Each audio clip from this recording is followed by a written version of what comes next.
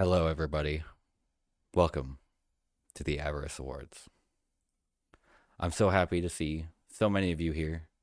I'm so happy to see so many people showing up for this crazy idea we had 6 or 8 months ago and pulled together as quickly as we could. Welcome to the first ever Avarice Awards, hosted by United Video Game Workers, Communication Workers of America. We are here tonight to hold a mirror to the hollow glamour of the Game Awards, as workers continue to have their livelihoods upended by unfair working conditions and mass layoffs. We are here to speak truth to the powers ruining the game industry with their greed. I'm your host, Cal. I'd like to introduce my co-hosts, Austin and Drew.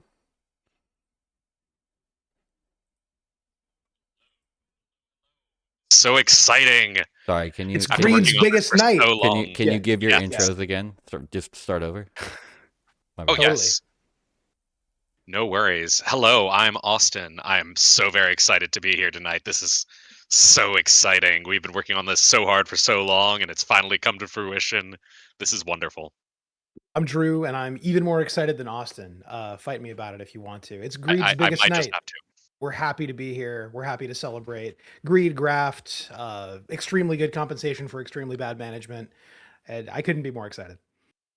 And then if there's any audio issues with the stream, please let me know so I can address them. We've been doing some pretty extensive testing. I think everything's good. But just in case.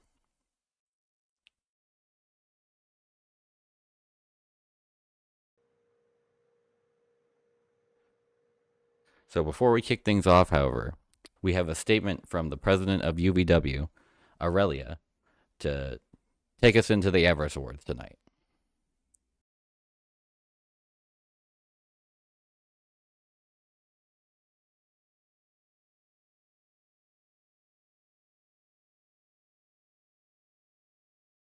Hi everyone, my name is Aurelia. I am the president of UVW-CWA, UVW, United Video Game Workers, CWA, Communication Workers of America. We are a direct showing union, and we are tonight putting on the Avarice Awards, where we will be talking about all of the misdeeds and terrible misdoings of all of the leadership of the games industry. And we're doing this from the perspective of game workers who want to make this industry a better place. We are a direct join union, which means that we are a union that is welcoming everyone in the games industry, whether you're working at a company in particular or you're a freelancer or a contractor. We want to provide a space where workers can come together to build power regardless of where they are, regardless of who they're working for, and can sort of maintain a sense of solidarity and support throughout their entire career throughout the games industry. For folks who are unfamiliar with this sort of union, think about something like SAG-AFTRA, the Writers Guild of America, that sort of thing. Not exactly the same, but a loose analogy for what we're doing. And I just want you to all, as you experience this award show and you laugh at how awful and miserable the executives have been this year and how leadership has gone out of their way to sabotage this industry. I want you to hold in your heart that us and game developers everywhere are coming together to fight to make this better, to make a better, more humane, more creative, and more beautiful games industry. And I hope you enjoy the show.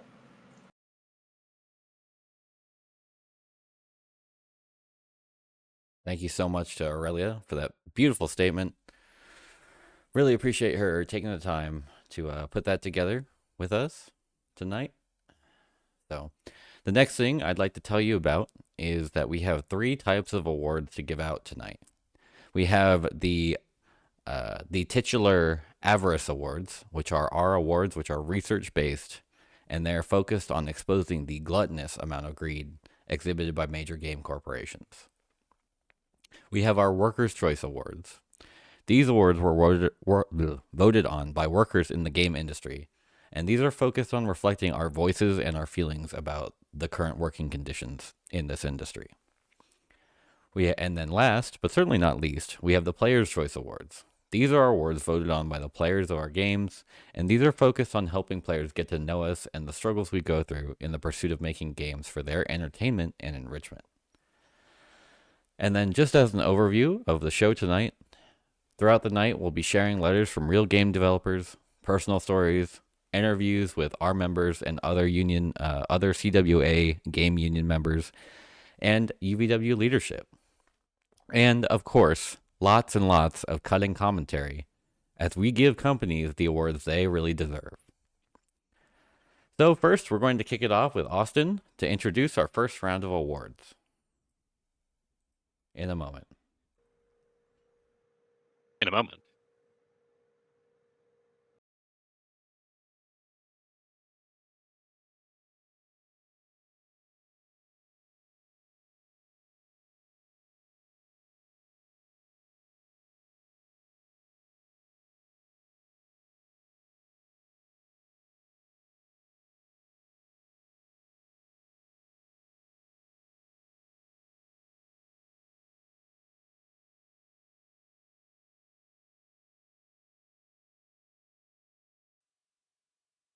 All right, so up first, our first award for the night.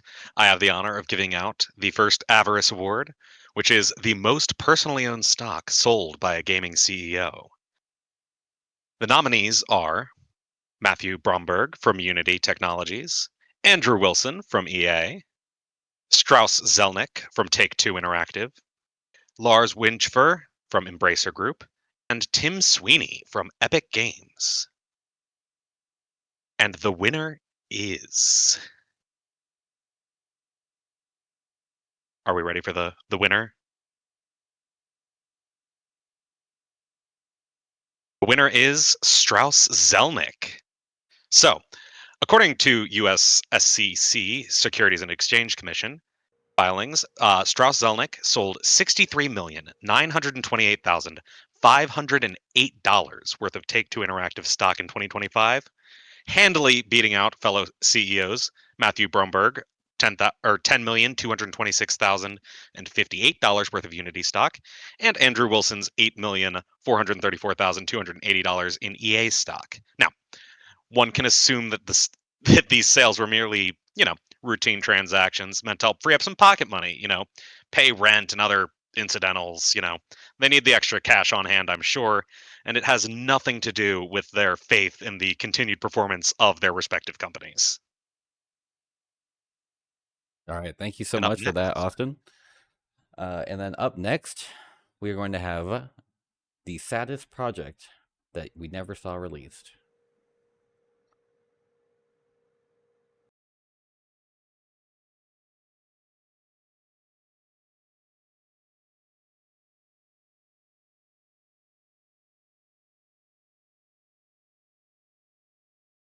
So I'm sure we can think of many projects which we did not get to see released this year. Our top nominees for this category were Black Panther, Perfect Dark, Project Sabbath, which is the fifth Arkham Batman game, and then Blackbird, which was an MMO by ZeniMax.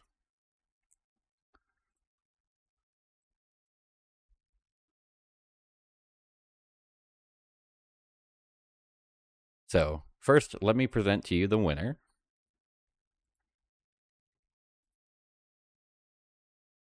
And the award goes to Black Panther for being a very notable example of an entire studio being closed. The project, everyone I know was excited about the project. I was excited about the project. It's very regrettable that EA is allergic to doing anything cool. And the fact that this closure came with this anti-DEI wave that was and is sweeping the country just made this a massive disappointment. Now, our top nominees are all games that are relatively well known. I did want to shout out just one small mention that I saw. I'm going to put it back here for a moment. One small mention that I saw. A fellow DigiPen alumni made mention of an internal game engine that was intended to be released to the public, and it never made it there. I just want to say very few people in the industry know about it, but I do. And I think I can guess that you're one of a handful of people, and I know that you're working very hard on it. I see you. And with that, we're going to take it over back to Austin for our next award.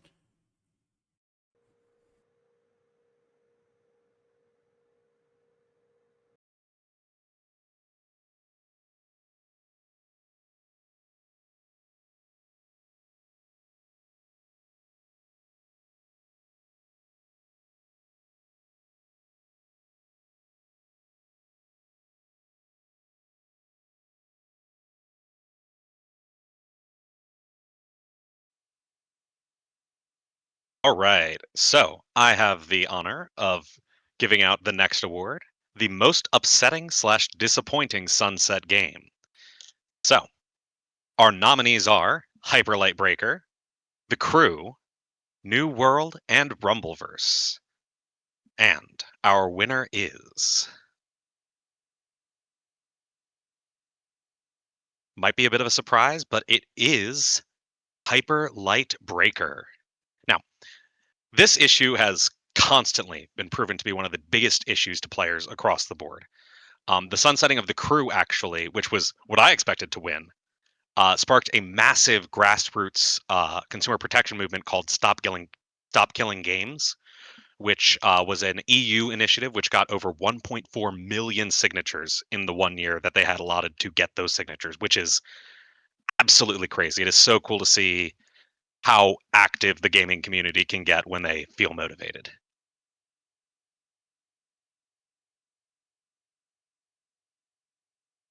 All right, and now that we've done our first round of awards, we have a very exciting segment for you here where we solicited game developers for letters for why the Avarice Awards are needed.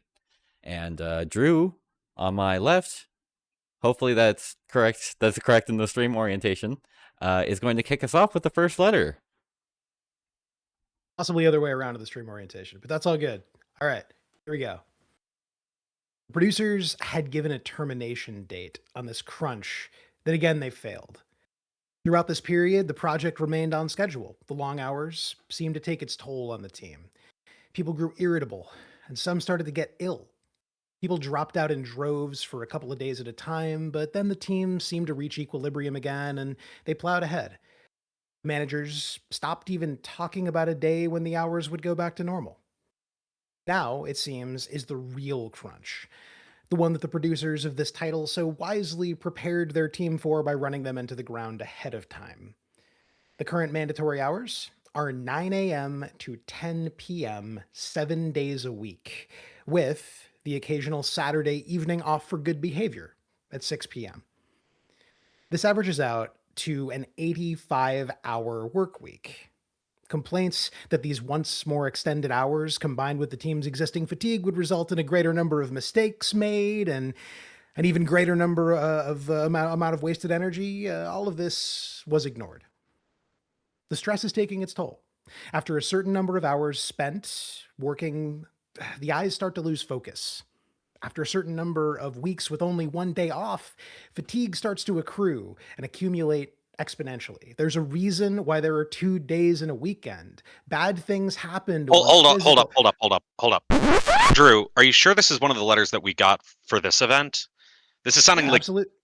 really familiar. You know what? I'm so sorry. This is actually a letter from 2004. This is the notorious EA spouse letter. What it was. Yep. That's the one. That's totally my bad. That's my bad. I'm sure the industry has changed a whole lot and that we don't have to worry about any of this kind of stuff anymore. So my mistake. Yeah, no, I'm sure it is totally different now. That is 21 years ago. Old news. Yeah, that's. I mean, really sorry for. Yeah, that was just an irrelevant. How did piece that of letter content. get? I don't know how that got in there. I'm really sorry about that, folks. Austin, take us away with our first actual game dev letter. Yeah. Okay, so here's one of the letters we actually got. I was paid minimum wage at a small company. The unwritten expectation was for non-front-facing team members was that we were on call 24/7, regularly, working odd hours. The cherry on top was feeling voiceless and replaceable. It's unfortunate that the coolest job I had was also the most stressful of my life.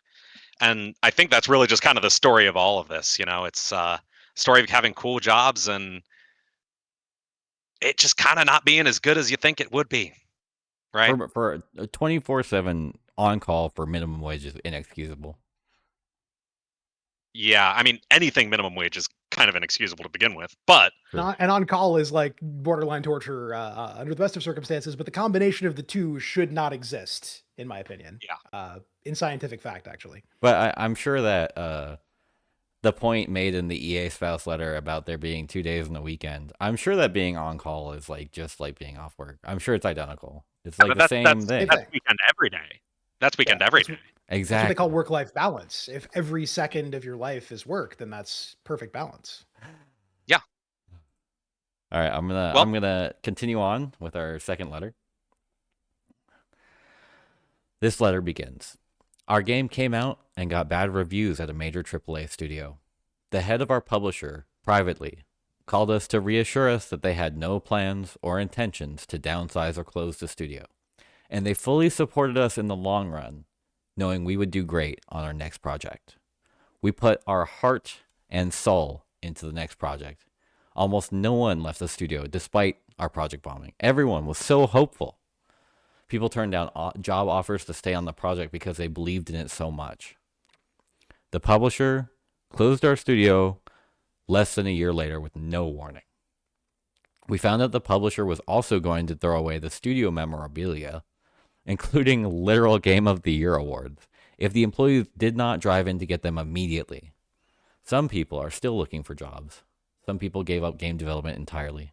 Everyone is tired. Wow. Everyone is tired is a very portable statement, I think, and a lot of the stuff we're going to hear about tonight. That's such a Now, heartbreaker. Like the faith It's you really had. that one is rough. Yeah.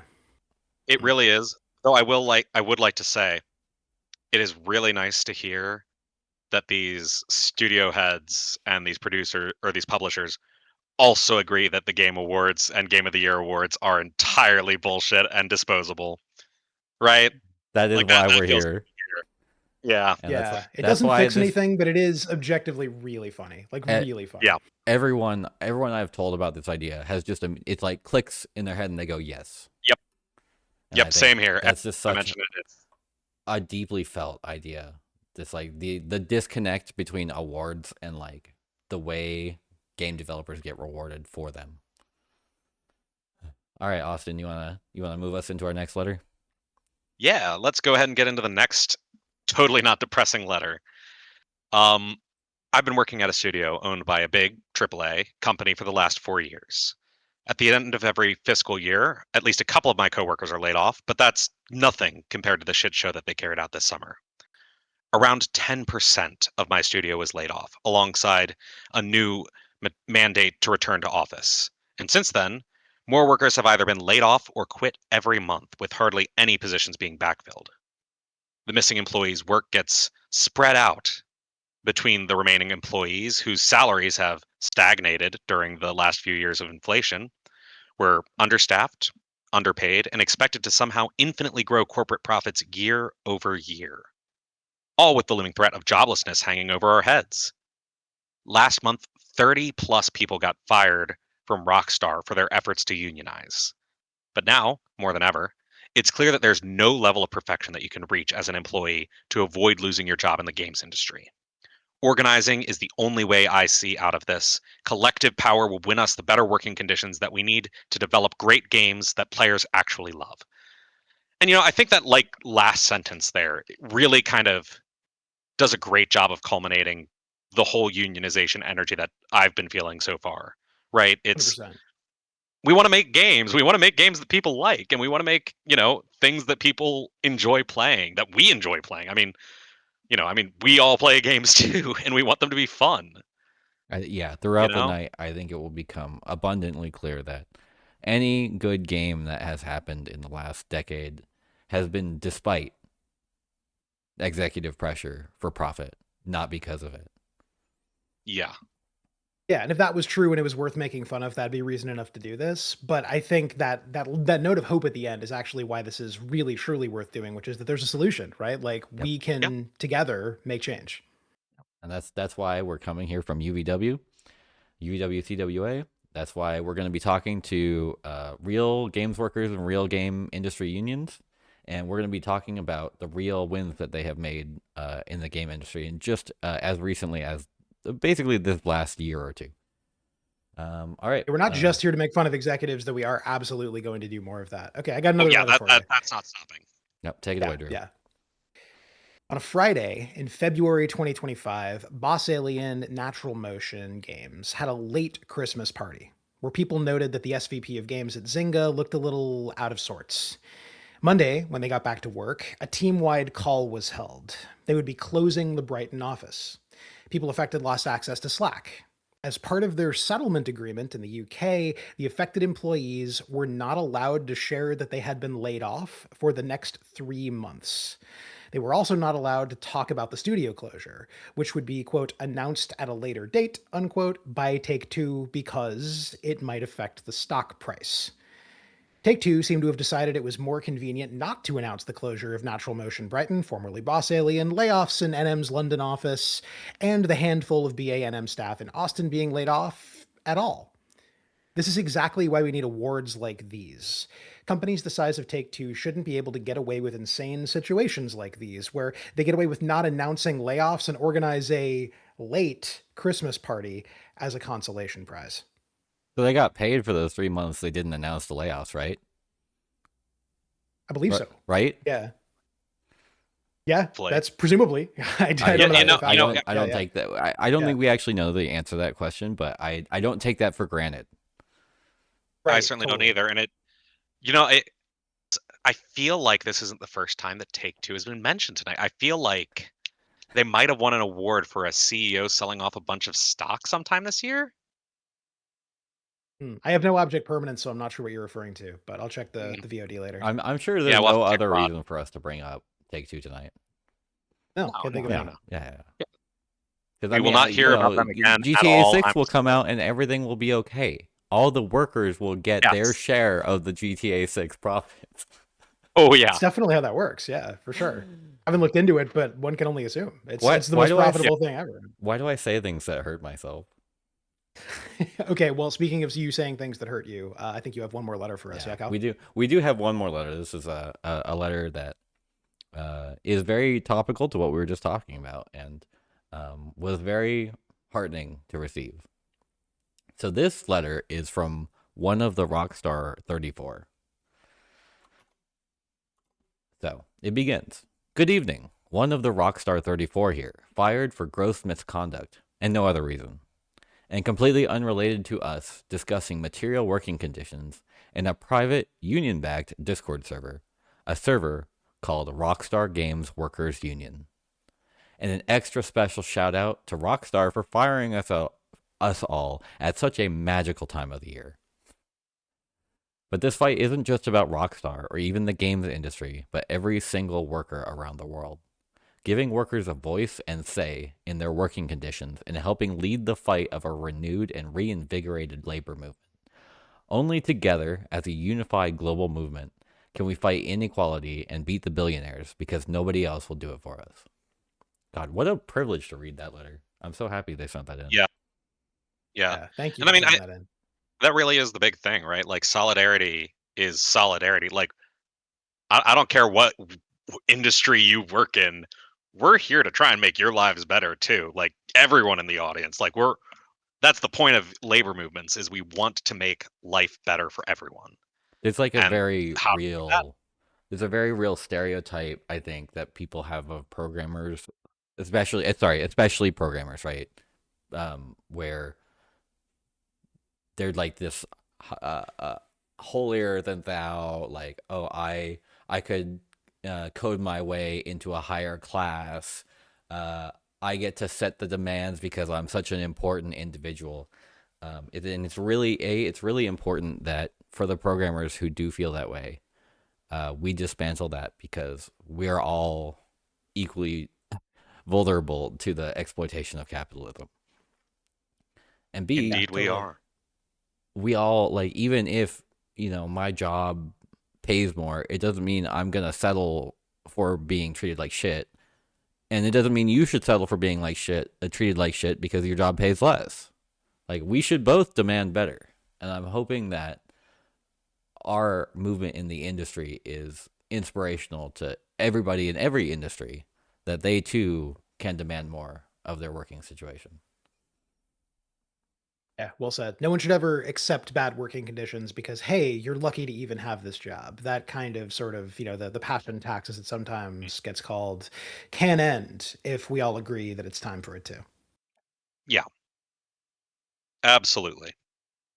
All right, so up next, we're going to actually have a very touching and emotional interview with UVW's Shayna, who was originally going to be on the show with us, but unfortunately was targeted by a nasty union-busting illness. But fortunately, we were able to record our interview ahead of time, so the illness could not prevent her voice from reaching our stream tonight. So give me just a moment to turn everything over.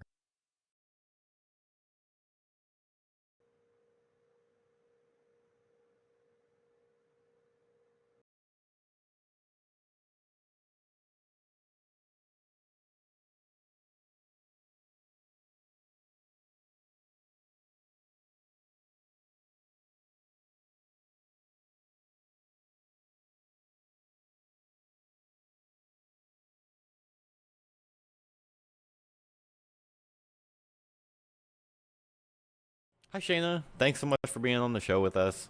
I was wondering if you just start by giving us a quick introduction of yourself and. Hi, Shayna. Thanks so much for being on the show with us. I was wondering if you just start by giving us a quick introduction of yourself and what you do in the game industry. Yeah, absolutely. And thank you so much for having me. I am a producer in the games industry, and I've been a producer for 9 years. I've been making video games since 2011, sort of, college, and then I had like a QA job and other stuff. And for me, being a producer is all about kind of being in a position of service and service leadership where we are kind of the glue that holds the team together. We handle making schedules, making sure that people know what they're supposed to be working on.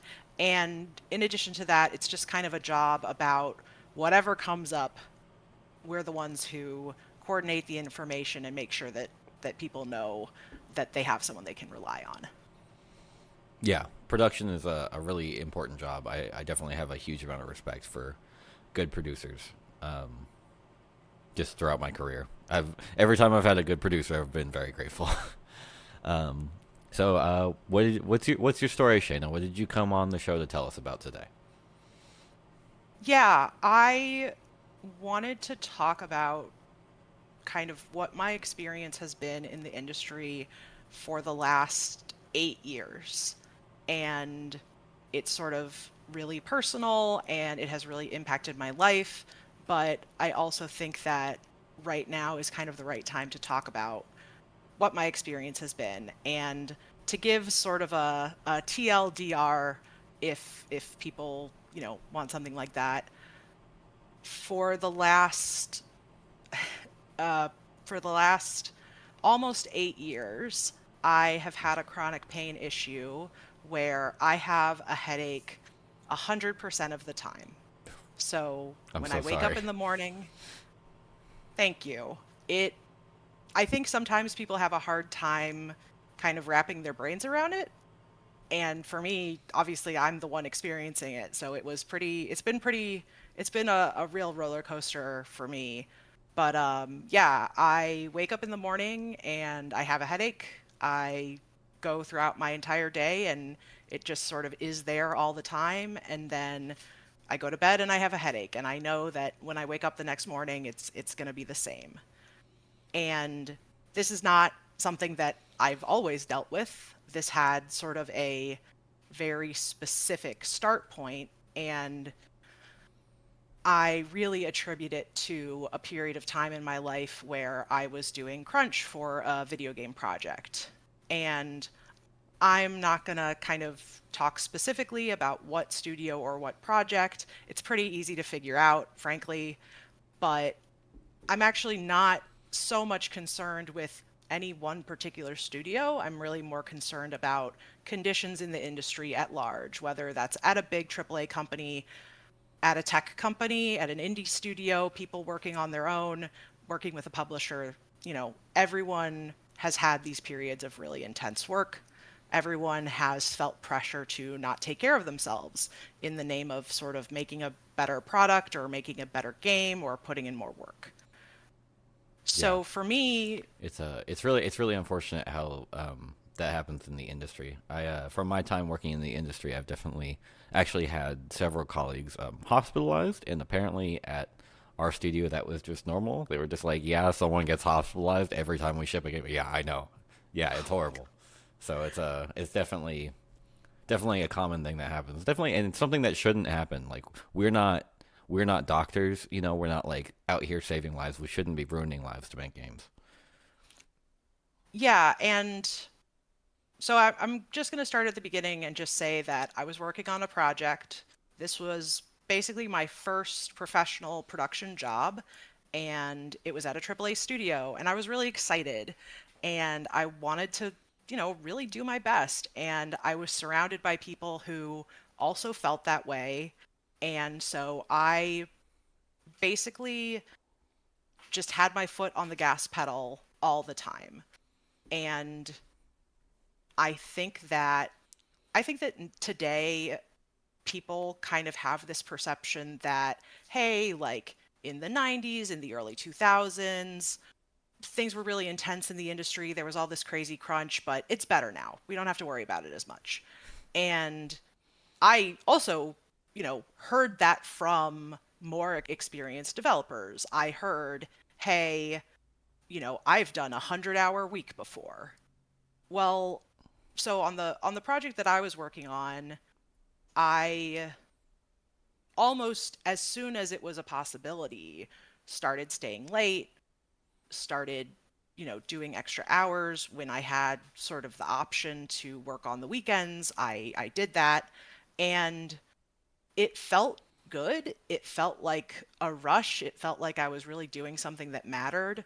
And just sort of culturally, this was something that, I think people recognized as not being great, but also as it was like, well, this is something that's kind of necessary. And I will say that at one point during this project, a person who was above me basically said, hey, you are allowed to do as much overtime as your body is physically capable of.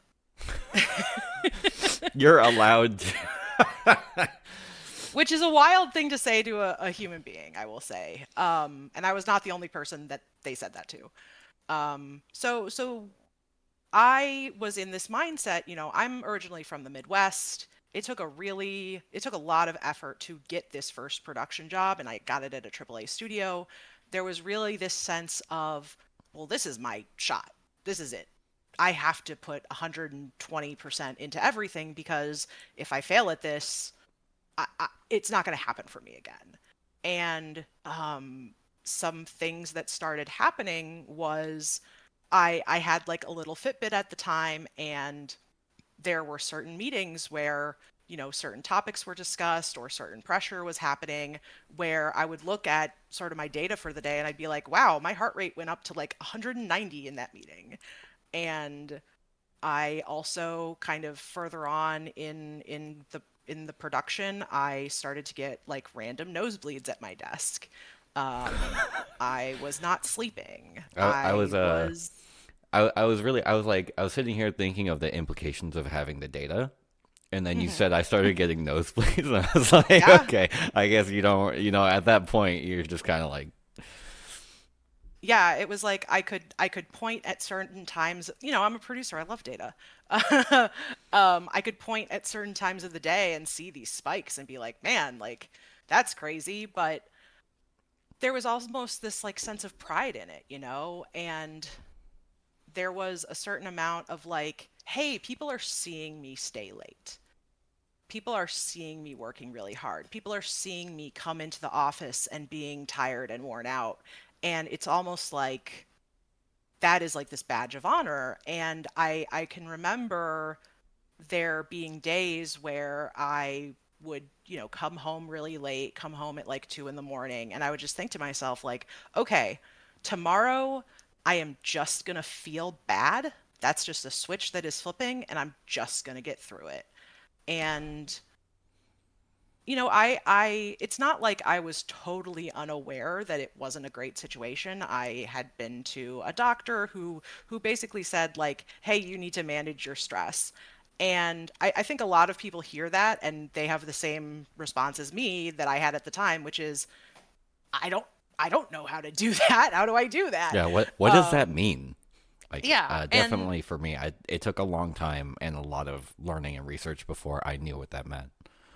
yeah, and for me, because of what happened, it basically became like a forcing function to make me do that because sort of towards the end of production on that title, basically I started getting headaches and it wasn't immediately all the time. I would get a headache, it would go away after like an hour or like 35 minutes or whatever, and I thought to myself like, "Hey, I am stressed. I'm working really hard. I'm probably getting these headaches because of that. When the project is done and I'm not stressed anymore, this will go away." And that was sort of the pattern that repeated for a while. And then one day I got a headache and it has not ever gone away for the 8 years that it's been since I was working on that project. 8-year headache sounds And like literally the worst thing. it doesn't sound, it sounds, I- I thankfully have never I've never had anybody say to me like, well, that sounds fake, but it does. It's wild, it's something that, well, so first of all, when I started having sort of this perpetual headache, because I was a contractor, I had an HMO health plan, and that HMO plan was not the best. And I was really not able to, sort of access regular care. And I was also not really able to get access to the specialists that I needed. Um, and so, and it wasn't like I had a bunch of money to like go pay out of pocket for something. I did make quite a bit of money from sort of the overtime hours that I did as a contractor, but I was paying LA rent and I had to pay off a car, and I'm so fortunate compared to a lot of folks in the industry, but even then it was like, man, like I am really having to like carefully watch my spending. And so for the healthcare side of things, it was like, okay, I can't, I cannot go out and see a bunch of specialists. I cannot really pursue this. So So it's like for that, it's kind of like a combination of like, so you were in this contract position which doesn't have as much stability. It wasn't offering a great healthcare plan, and you were experiencing this pressure and this workplace culture to kind of really put your whole life and like your health into this project. yeah. And I mean, what was amazing was that after that project, the studio kept me on. And I kind of, and I mean, this is also something that I think is like way too common in the industry. I at the time was like a third party contractor, and I talked to my manager. My manager said, "Hey, you did such a great job on this last project. We want to keep you on. We're not going to make you full time. We're going to do this other thing that is functionally, instead of being a third party contractor, you're a first party contractor." Now, this studio does things a little bit differently now. It's not exactly the same structure, but obviously the issue of people being on contract for a super long time, people being contract senior or contract leads, that's gotten worse, definitely in the last couple of years. But yeah, so I continued to be a contractor even though I was working on this new title, and I just continued to have the headache and continued to have these problems, and it definitely impacted just my day-to-day quality of life. It affected my ability to like see people outside of work. It really having a chronic pain issue really isolates you, and I at the time wasn't even really identifying this as like a chronic pain issue. I was like, well, I just kind of have a headache. And it's like, I think back to that now, and I think about my younger brother, who is the age that I was at the time. And if he said to me, hey, I have a headache all the time, I'd be like, go to the hospital, like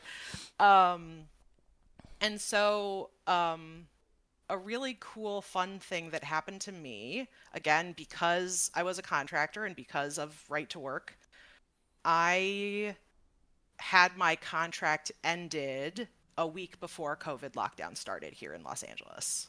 That's brutal. Yeah, it was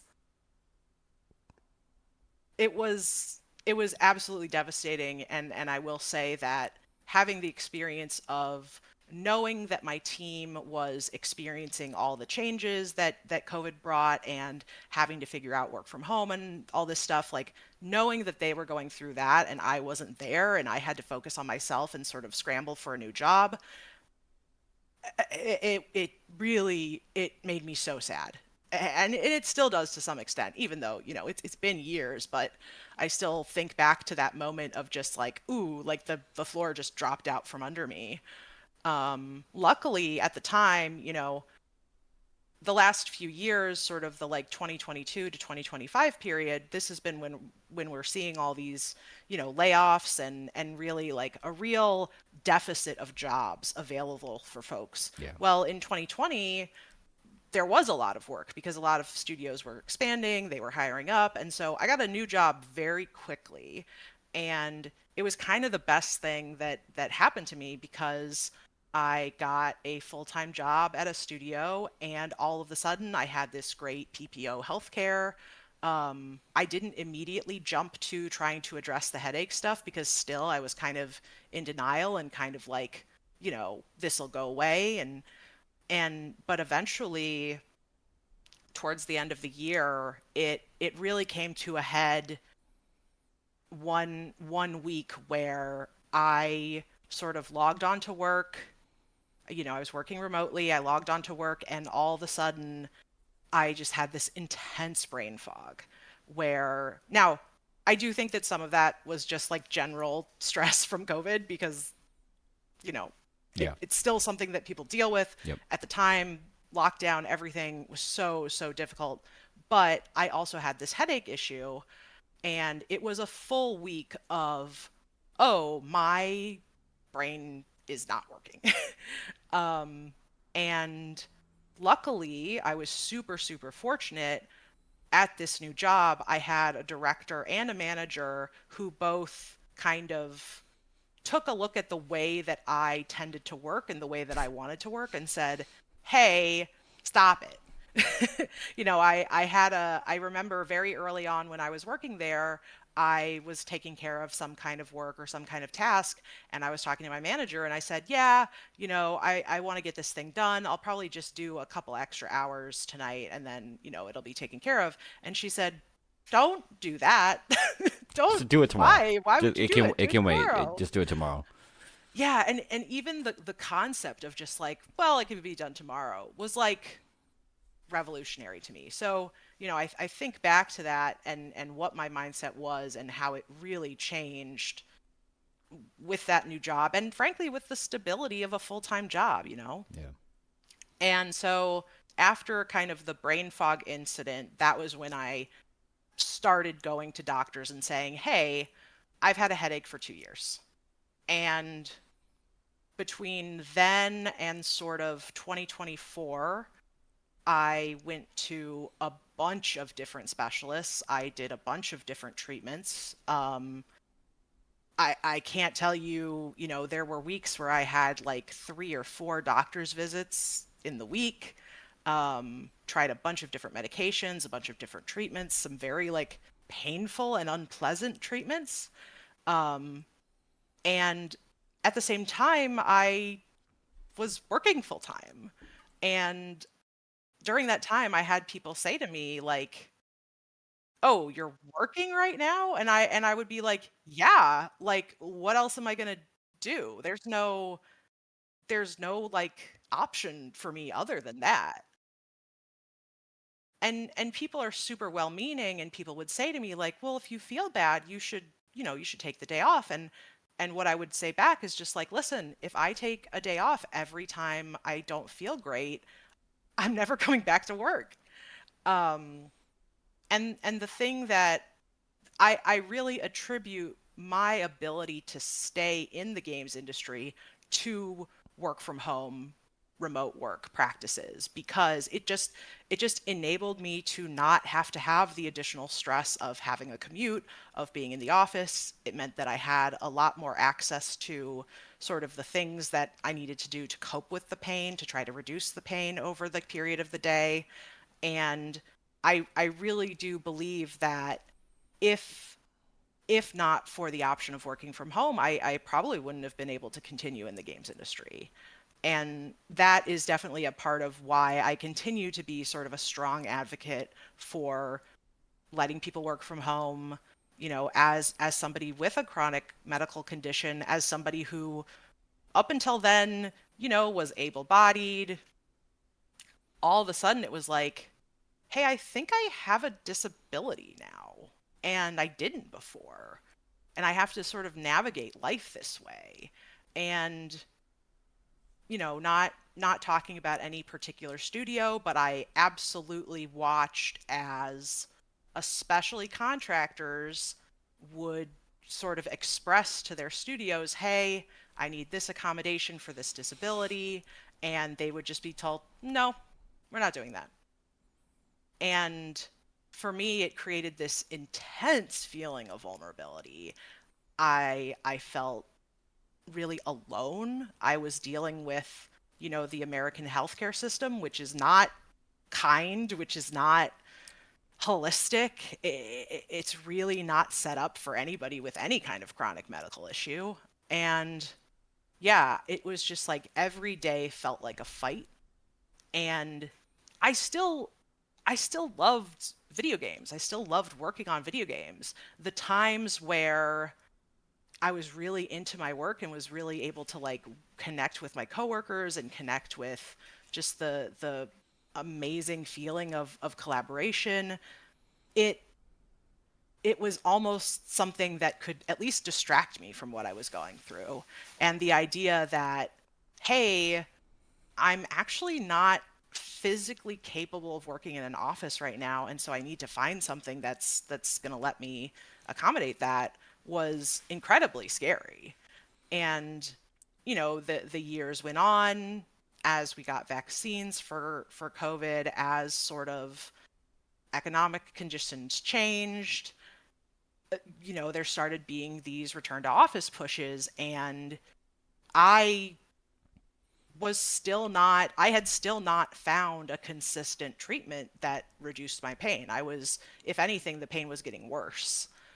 And also during this time period was when I got laid off at the beginning of 2023.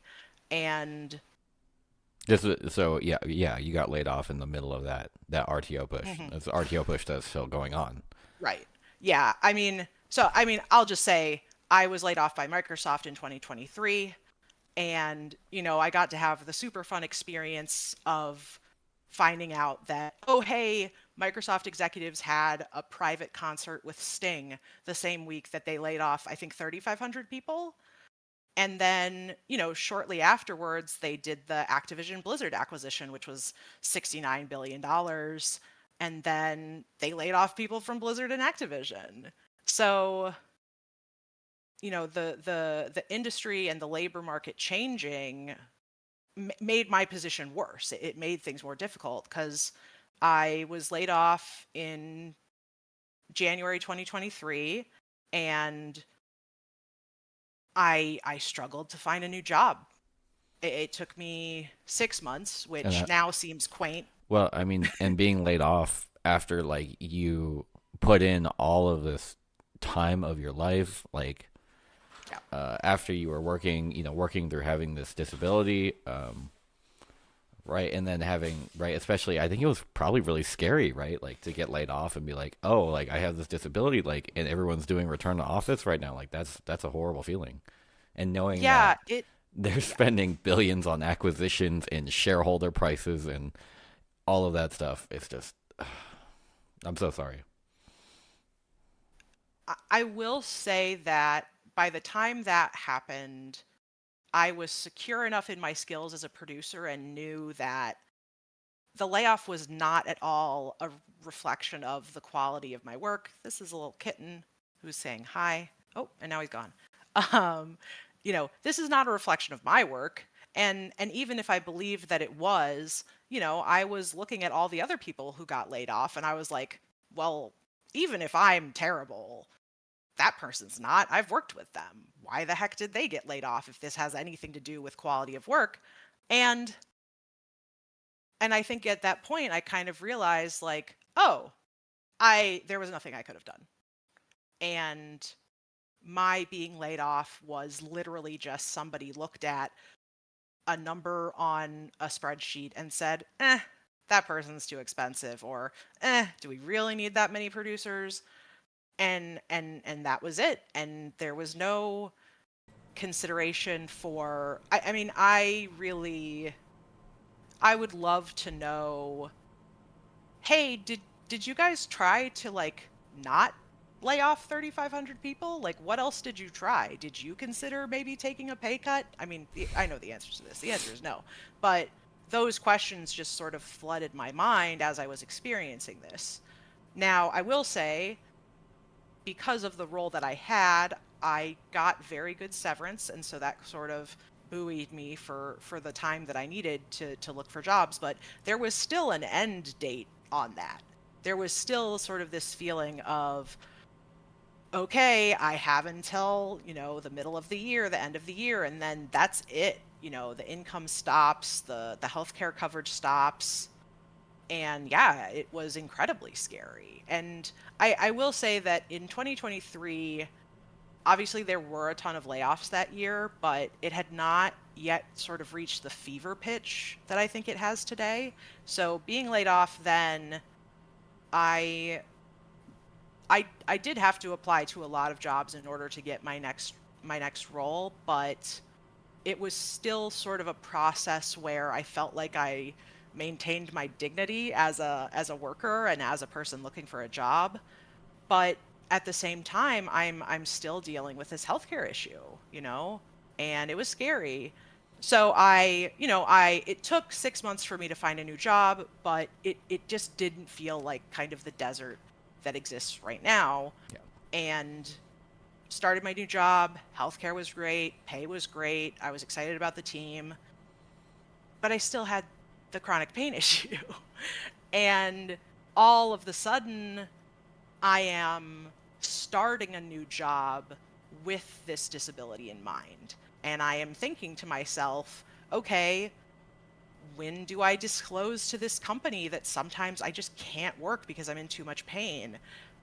How do I do that and still protect myself? If I don't disclose this to them, are they just going to think I'm lazy? It was really this difficult balance, and I will say that the team as a whole was actually very understanding, which is great, but that was not part of like my employment contract. That was nothing that would be legally enforceable at all. And you're coming in with this pre-existing culture of working yourself to death also. So Yes. even if they're the most accommodating, it takes you time to recognize that and, trust that they mean it when they say stuff like that. Well, and yeah, I mean, my sort of trust in leadership it was definitely shaken by that and by some other experiences that I had. But, I think at the end of the day, I just really wanted to do the job. I really love game production. I really love working with teams. I really kind of found my niche doing technical production, and it was good. Like, I felt like I was doing good work. And so I was kind of in this limbo where it was like, hey, I'm still really suffering because of the pain that I'm in, but also I am able to continue to find jobs that are fully remote, continue to find places that will give me healthcare that allows me to like keep trying to find something that will help. And then finally, in 2024, I really remember this because it was around the same time as GDC, or it was literally the week of GDC. I remember I was sitting on the floor of my hotel room on a call with one of my doctors, just crying my eyes out, just saying like, I can't go on like this. I can't live like this. I'm so scared. I'm so scared that this is just going to be the rest of my life. I'm afraid that this is going to take my ability to be independent away from me. There was a lot of fear, and it was really intense. And at the same time, you know, you can kind of read between the lines and say, "Oh, but you went to GDC?" Like, yeah, I needed to maintain my career. You know, I needed to go to an event where I would be seen and where I could continue to do networking. And that particular GDC was really tough. I mean, I literally, like, I did the sessions that I had signed up to do, and I went to like one or two talks, and other than that, I pretty much spent the rest of it in my hotel room, just kind of trying to cope. Yeah, GDC definitely can be hard on your body. It is, and there, you know, there's a culture at GDC too, where, you know, GDC can kind of be a big party, and people are staying up late and stuff, but People are drinking a lot. People are staying people up are drinking late. a lot. Yeah. Walking around in groups to weird places. Yeah, definitely. And that was one of those times where it was like, oh, I can't do this. I can't be partying. I can't be drinking. I am being forced to take it easy, because if I don't, my pain just gets more intense, and who knows what'll happen. I mean, I at one point went to the emergency room because of how bad my pain had gotten. They weren't really able to do anything for me, but it was a really scary experience. I mean, there were times during this period where I didn't think I was going to survive this. And nobody had any answers. And even now, you know, there's a somewhat happy ending to the story, because, you know, ultimately I did find a treatment that worked and that has given me a lot of relief. I'm still dealing with this problem, but it, you know, it's nothing like what it was.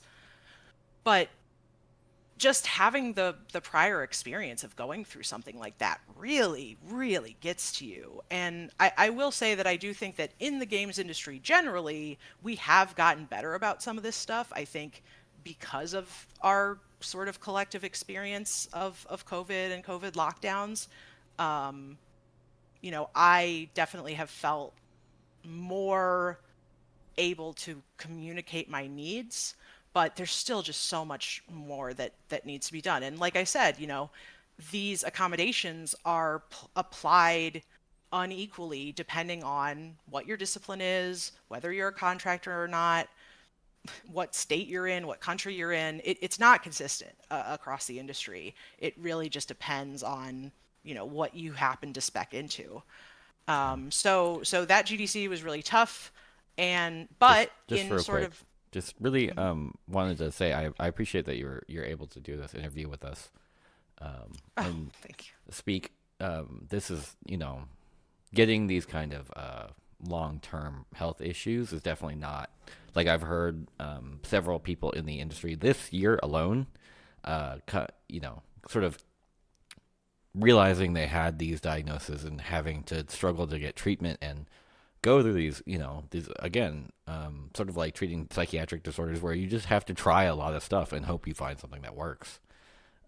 So really appreciate you sharing your story, being vulnerable with us, and really telling a story that resonates through a lot of more of the industry than you may think. I really appreciate that, and I guess what I'll say is that that is definitely part of why I wanted to, you know, there's another version of this conversation where I'm speaking in a lot of sort of like vagaries and talking about a lot of ideas, but I ultimately was like, actually, I think it is time to talk about this. And you know, for other people who are going through stuff like this, like, I get it. I get how isolating it is. I get how scary it is. You know, I'm somebody who didn't have a partner to sort of be along with me to support me during this time, and my family lives really far away from me.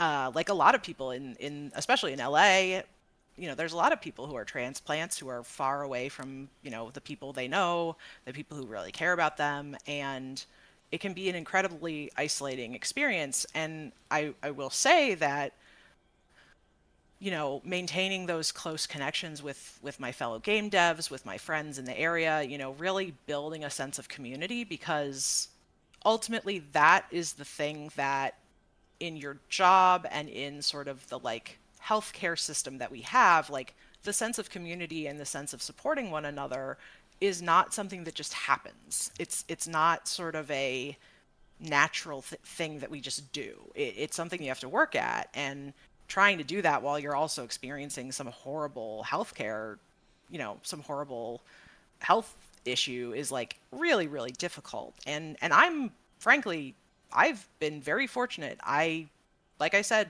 I was paid very well. At after a certain point, I had really good access to healthcare, and I know that's not everybody's experience, you know. Yeah.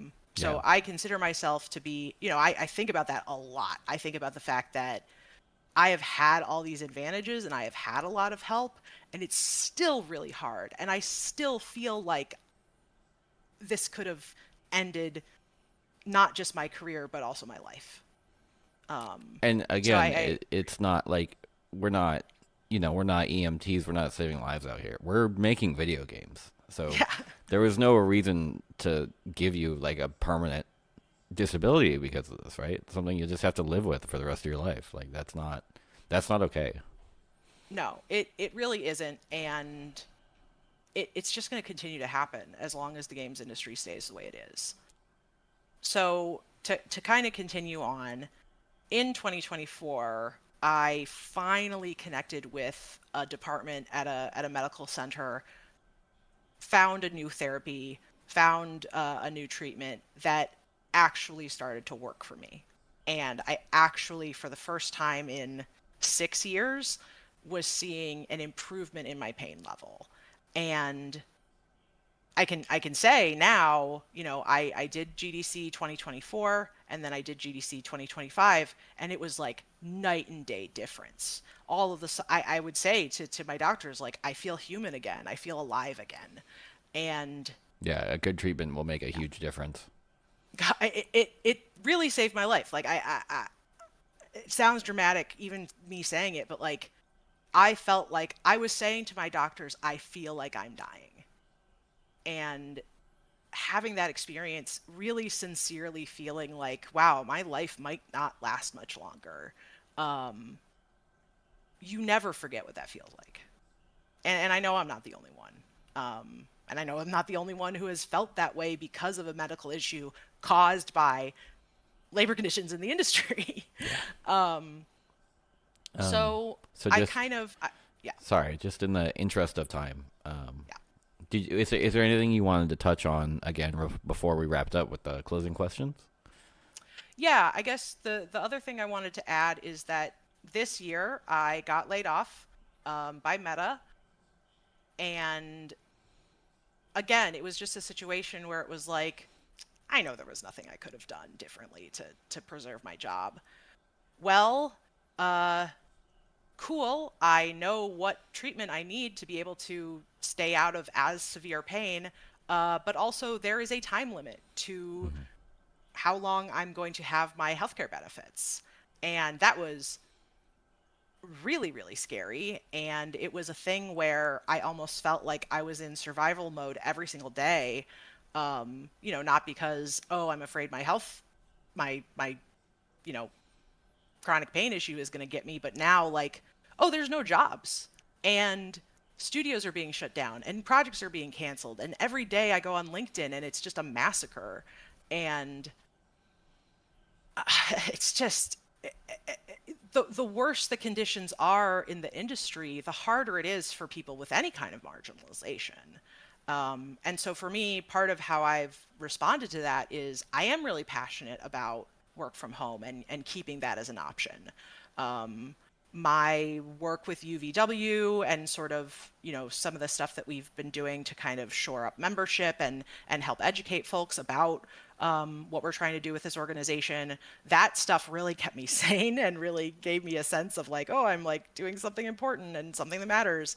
And it really kind of carried me through to, I was interviewing for a new job and all of a sudden I'm thinking to myself, like, when am I going to disclose to these people the fact that I need to do this treatment one day every other week? I have to basically go to my work and say, hey, this is just how it's going to be.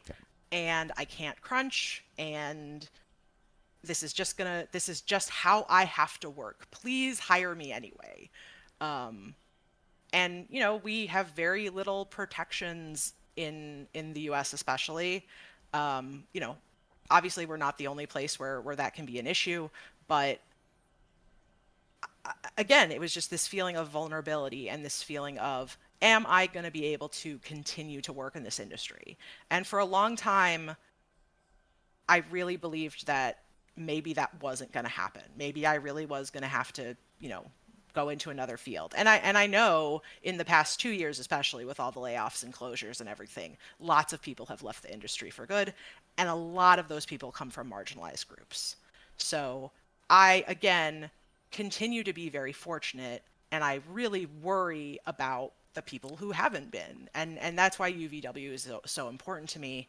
And that's why I sort of continue to be involved. And frankly, that's why I wanted to talk about kind of what my experience has been, because if you look at it from the sort of 100-point view, I've had like a pretty good outcome. I've been very fortunate, but that was in spite of the industry conditions, not because of them.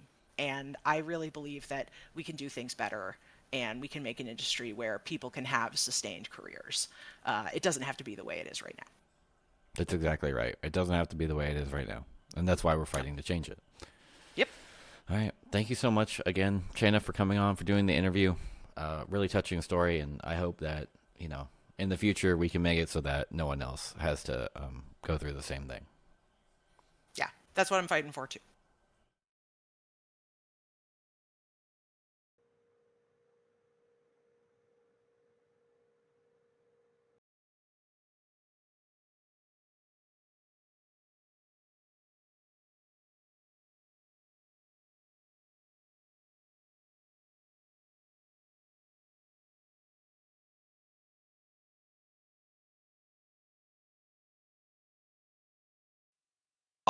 All right, and we are right back in with some more awards. Up next is the Iron Grip on Power Award, which I got to say, most metal name out of all the awards tonight, I think. We'll see. Maybe one will take it up later. But so this award is presented to the gaming executive who has the tightest control on their dominion, as defined by the highest proportion of ownership of their respective company's equity. So our nominees are Tim Sweeney with Epic Games, Lars Winchfer with Embracer Group, Matthew Bromberg with Unity Technologies, Strauss Zelnick from Take-Two Interactive, and Andrew Wilson from EA. And our winner is Tim Sweeney. So, Tim Sweeney owns 41% of Epic Games, easily besting his closest rival, Lars Winchfer, who owns only 19% of the Dead Island 2 publisher Embracer Group. Epic Games is a non-public company that is believed to be worth around $22.5 billion. This is based off of a $1.5 billion investment by Disney in February of 2024.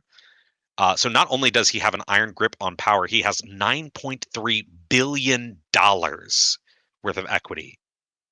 That's billion with a B, putting him ahead in dollar terms against executives like Lars Winchfer, who has about 358% or $358 million in Embracer Group stock. And then Strauss Zelnick from the very union-busting conglomerate, Take-Two, with who owns about $319 million in Take-Two stock. So that puts Tim at about 20 times each of them. So, in other words, if these gentlemen ever got together and measured their wealth and influence over the industry, Mr. Sweeney will find himself the largest by quite a few measures. Up next, we'll be going back to Cal.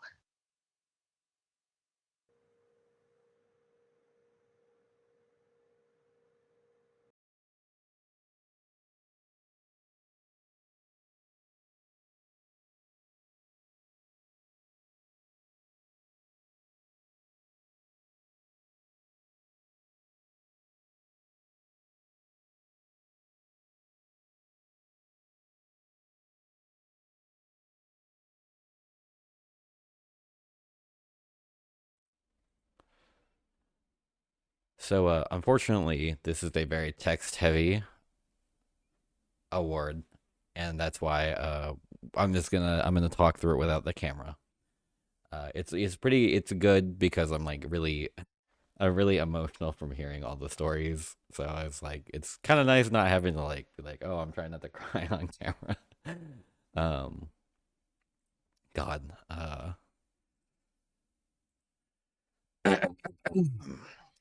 presiding over a layoff as one of the executive class is just as hard as it is for those of us who have seen our livelihoods yanked out from under us. In the spirit of recognizing that sacrifice, we want to highlight some of the extra special statements that the brain trusts running our industry had to say in light of their layoffs. I also want to be clear, there is a workers' choice version of this and a player's choice version that Drew will be presenting. We had a different group of candidates for each award, and I'm excited for you to see the winners of both. So let's go over the quotes briefly. We have Pete Parsons from Bungie talking about the new path for Bungie. We have Tim Sweeney from Epic Games talking about layoffs at Epic. We have Gary McKay at BioWare making a layoff announcement post and announcing the layoffs by saying, given this stage of development, we don't require support from the full studio. We have Satya Nadella's from the CEO of Microsoft saying, by every objective measure, Microsoft is thriving. And yet at the same time, we've undergone layoffs. This is the enigma of success in an industry that has no franchise value.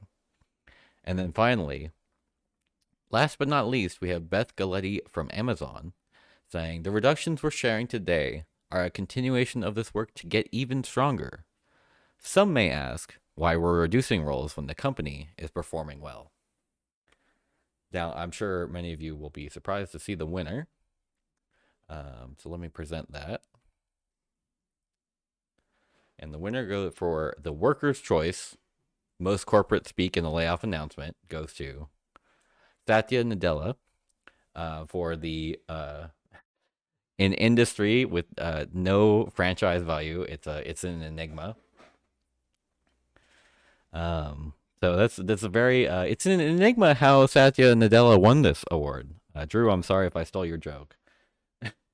I also wanted to take a moment just to go back. One of these is personally significant to me. As a former BioWare employee, I worked on Star Wars: The Old Republic, and I was laid off basically when the Dragon Age Veilguard team was. And I don't want to act like the Veilguard team was treated well because just like them, I mean, we were all lied to. It was claimed that there would be no layoffs. It was claimed that there would be training for people. Obviously, they can never say layoffs won't happen. They can't put that in writing because then they can't lay you off.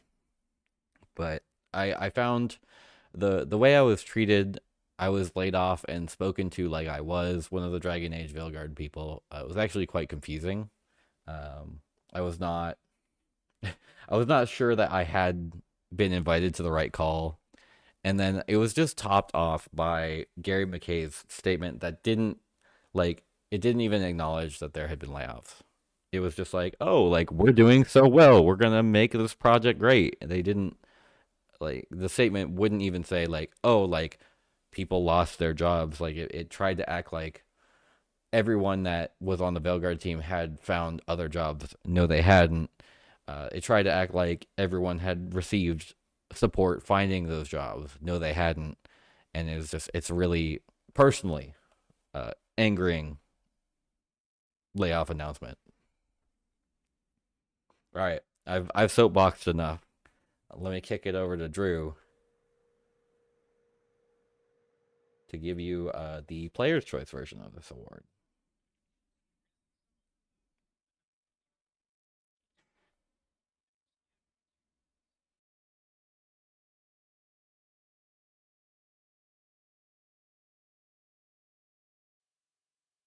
We do have some overlap here, but it is a different slate of folks. So let's see what the players have to say.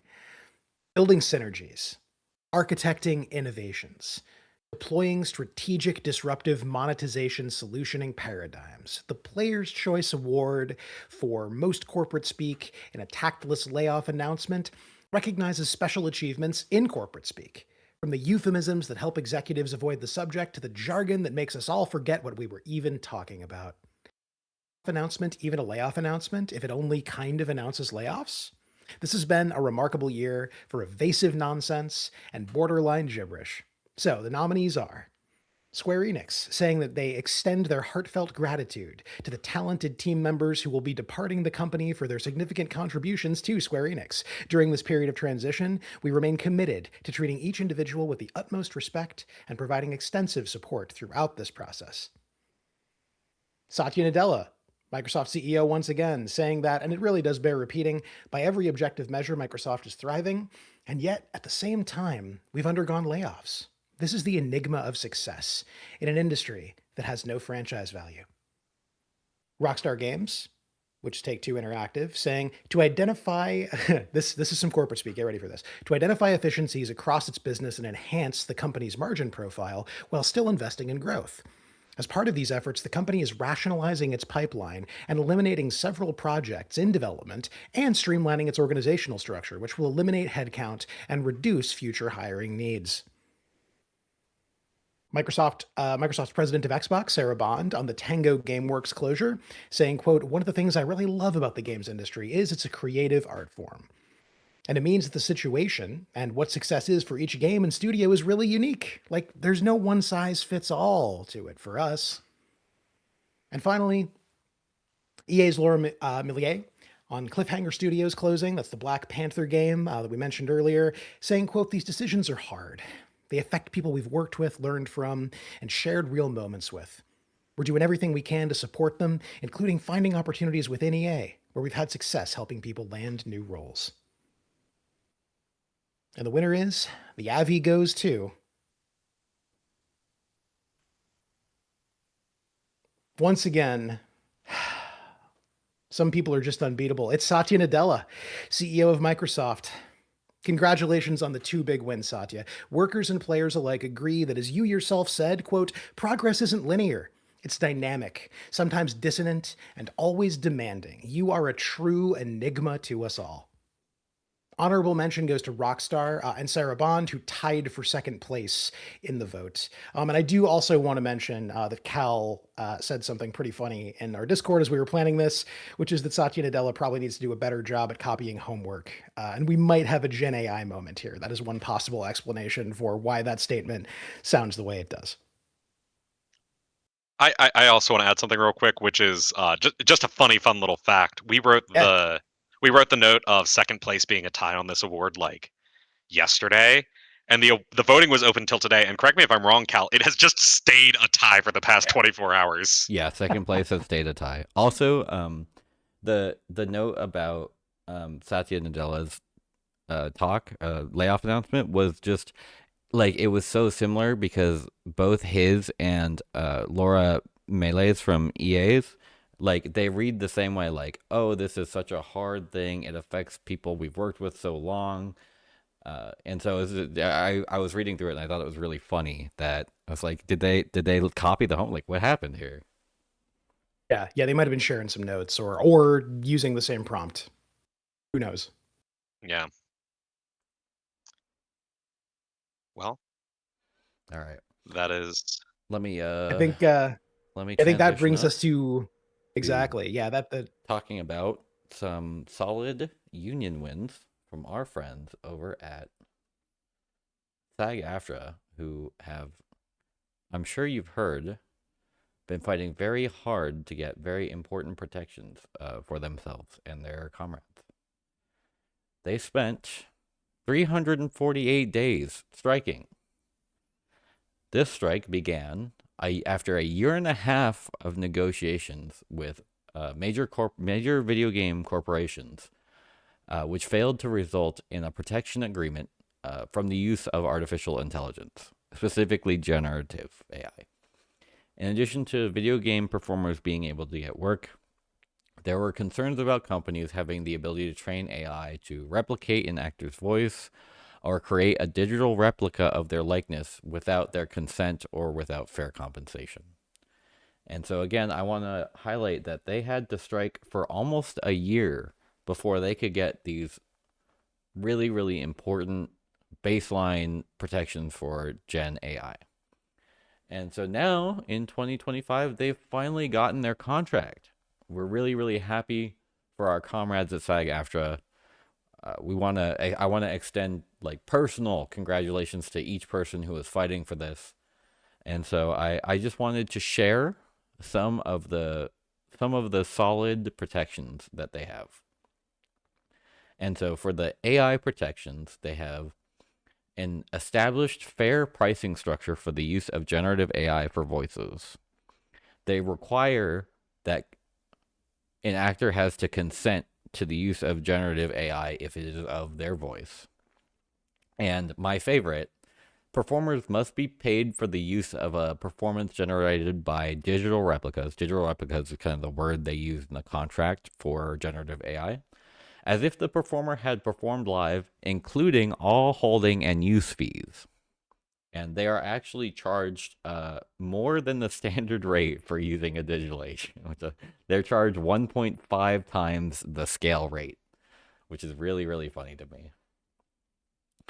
Some other wins that they got in their contract this year were wage increases through 2025, 2026, and 2027. And the contract provides compounded increases in performer compensation at a rate of 5% for the first year, 4% in the second year, and 3% in the third year. Their total pension and health contribution rate went up from 20.5% to 23.5%. They also modernized some of their terms to make, because their contract wasn't doing well covering the way sort of the modern internet worked for ads on social media like Instagram, TikTok, and YouTube. So an important part of this contract was that 1 year streaming use fees have been increased by up to 30% to keep stride with the transforming advertising industry, and paid YouTube.com use now commands a 12% increase over the current traditional digital rates. This is a restructuring that reflects its rise as a premium platform. And then just some other wins that they got. Some updated residuals for different types of media, an initiative to develop an automated commercial use monitoring service. Disability accommodations must be offered in writing at the time of engagement. Dramatic improvements in protections for minor performers, and they have strengthened and streamlined their late fee penalties. So, very happy to share that amazing news from our friends over at SAG-AFTRA. Yes, this is so exciting. As someone who does some voice acting stuff and is a part of a lot of voice acting communities, this is just so cool, so exciting. I've been keeping a close eye on all of the like goings on over this strike period, and like all of the proposals back and forth, and it's just been so exciting seeing this come to fruition after It's so honestly long. inspiring. Like SAG-AFTRA Really is extremely is the union that we're like, we want to aspire to be, and something that really gets me is that I've spoken with some people at SAG-AFTRA, and God, I'm getting so fucking emotional. They have told us how inspiring they find us, which is an incredible thing to hear from a union that's been around for like, I don't know, 100 years or something. Yeah, like the American union at this point, like the American union that has like stayed strong even through a lot of union busting years. And no, I think it's also worth noting, like, for those of you who maybe aren't like super knowledgeable about how unions work and stuff, there are kind of two broad categories. There are like wall-to-wall unions, which is like a single workplace unionizing, and then there are like what we are at UVW-CWA, where we kind of encompass kind of a whole industry. And so it's really cool seeing that really big contract happening with with a union that is structured like we are. It's a lot harder to negotiate en masse like that, and it is so cool to see that big of a success. Yeah. And that solidarity there, because actors like game workers, sort of wall-to-wall unions don't always make as much sense for broad protections because people jump from project to project, and you need to have some kind of continuity and some kind of protections across projects and employers and all of that. So yeah, it's truly inspiring to see them doing it, and we're in this together. Yeah. Sorry, I'm like all of my feelings over here. No worries. Yeah. It's all emotional in every single way. Getting crying on stream. Here we go. Something else you won't see at right. the Game Awards. Yeah, for real, right? Real human emotion? Yeah. No. I'm so. Oh God, I'm being a real human. Oh, I'm being witnessed. I'm being witnessed. Yep.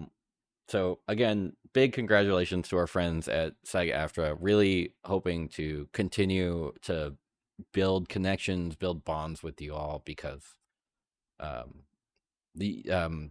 SAG-AFTRA folk came out to support our announcing UVW at GDC, and that was just like, it was a very incredible thing, and I'm very thankful for the SAG-AFTRA people I was able to meet there. So to move on, to stop just gushing about SAG-AFTRA, I would like to talk to you all about the EA Saudi buyout situation. There's a lot of information here that some of you will know some of this already, but I think everyone will learn something from this. And importantly, there's a very important list at the end that I want to show you to illustrate that these buyouts don't just happen in a vacuum. They actually intertwine into our everyday structures and lives. So I'm going to begin by reading this the statement we have prepared about the Saudi state buyout. On September 29th, EA announced that a consortium of investors is seeking to take the company private in a deal that values EA at $55 billion. The investor consortium includes three parties: Saudi Arabia's Public Interest Fund, or PIF, Silver Lake, a public equity firm with significant investments in sports-related industries, and Affinity Partners, or AP, a private equity firm founded by President Trump's son-in-law and former advisor, Jared Kushner. So what does this mean for video game workers? EA will be taking on $20 billion of new debt to finance this deal, which could force the company to employ cost-cutting measures, including publishing fewer games, closing studios, and laying off workers. Press reports suggest that one strategy EA's new owners hope to use to cut costs is to expand the use of generative AI in game development, which some EA workers oppose because of its potential to curb creativity and slash demand for talent. As workers worry about the status of their jobs, EA CEO Andrew Wilson could cash out an estimated $106 million under this deal, and the remaining top four executives combined could be paid over $125 million. Excuse me. The acquisition comes at a turbulent time in the video game industry, and for EA specifically, EA itself has laid off an estimated 1,700 US-based games workers since 2023. In California, the U.S. state with the largest concentration of video game workers, including approximately 2,100 EA workers and managers, EA has laid off 100 workers at Respawn Studios in April of 2025, when it canceled 2 of the studio's games being developed by Respawn Studios and laid off 100 workers. So with this list I'm about to show you all, I'm going to start running it. This is the list of LPs or limited partners which are involved in Silver Lake. These are basically the everyday public institutions who have given their money to Silver Lake and said, we're investing in you. Give us, in a couple years, give us our money back, but more. So in the interest of anyone in chat happen to contribute to any of these retirement funds, pensions, trust funds, various public institutions, I wanted people to be aware that despite there being a layer of abstraction between Silver Lake and these institutions, this is still your money that's coming out and being involved in this buyout. Obviously, they're not very public about this. This is research that was put together by a private equity watchdog group called, I believe, PE Stakeholders, Private Equity Stakeholders. I'm very happy that they put this together. I think it's very important to understand where at least some of this money is coming from. With that, we're going to break for before we are about to break for an intermission, but we have a couple of calls to action in addition to viewing this list of limited partners for the EA buyout.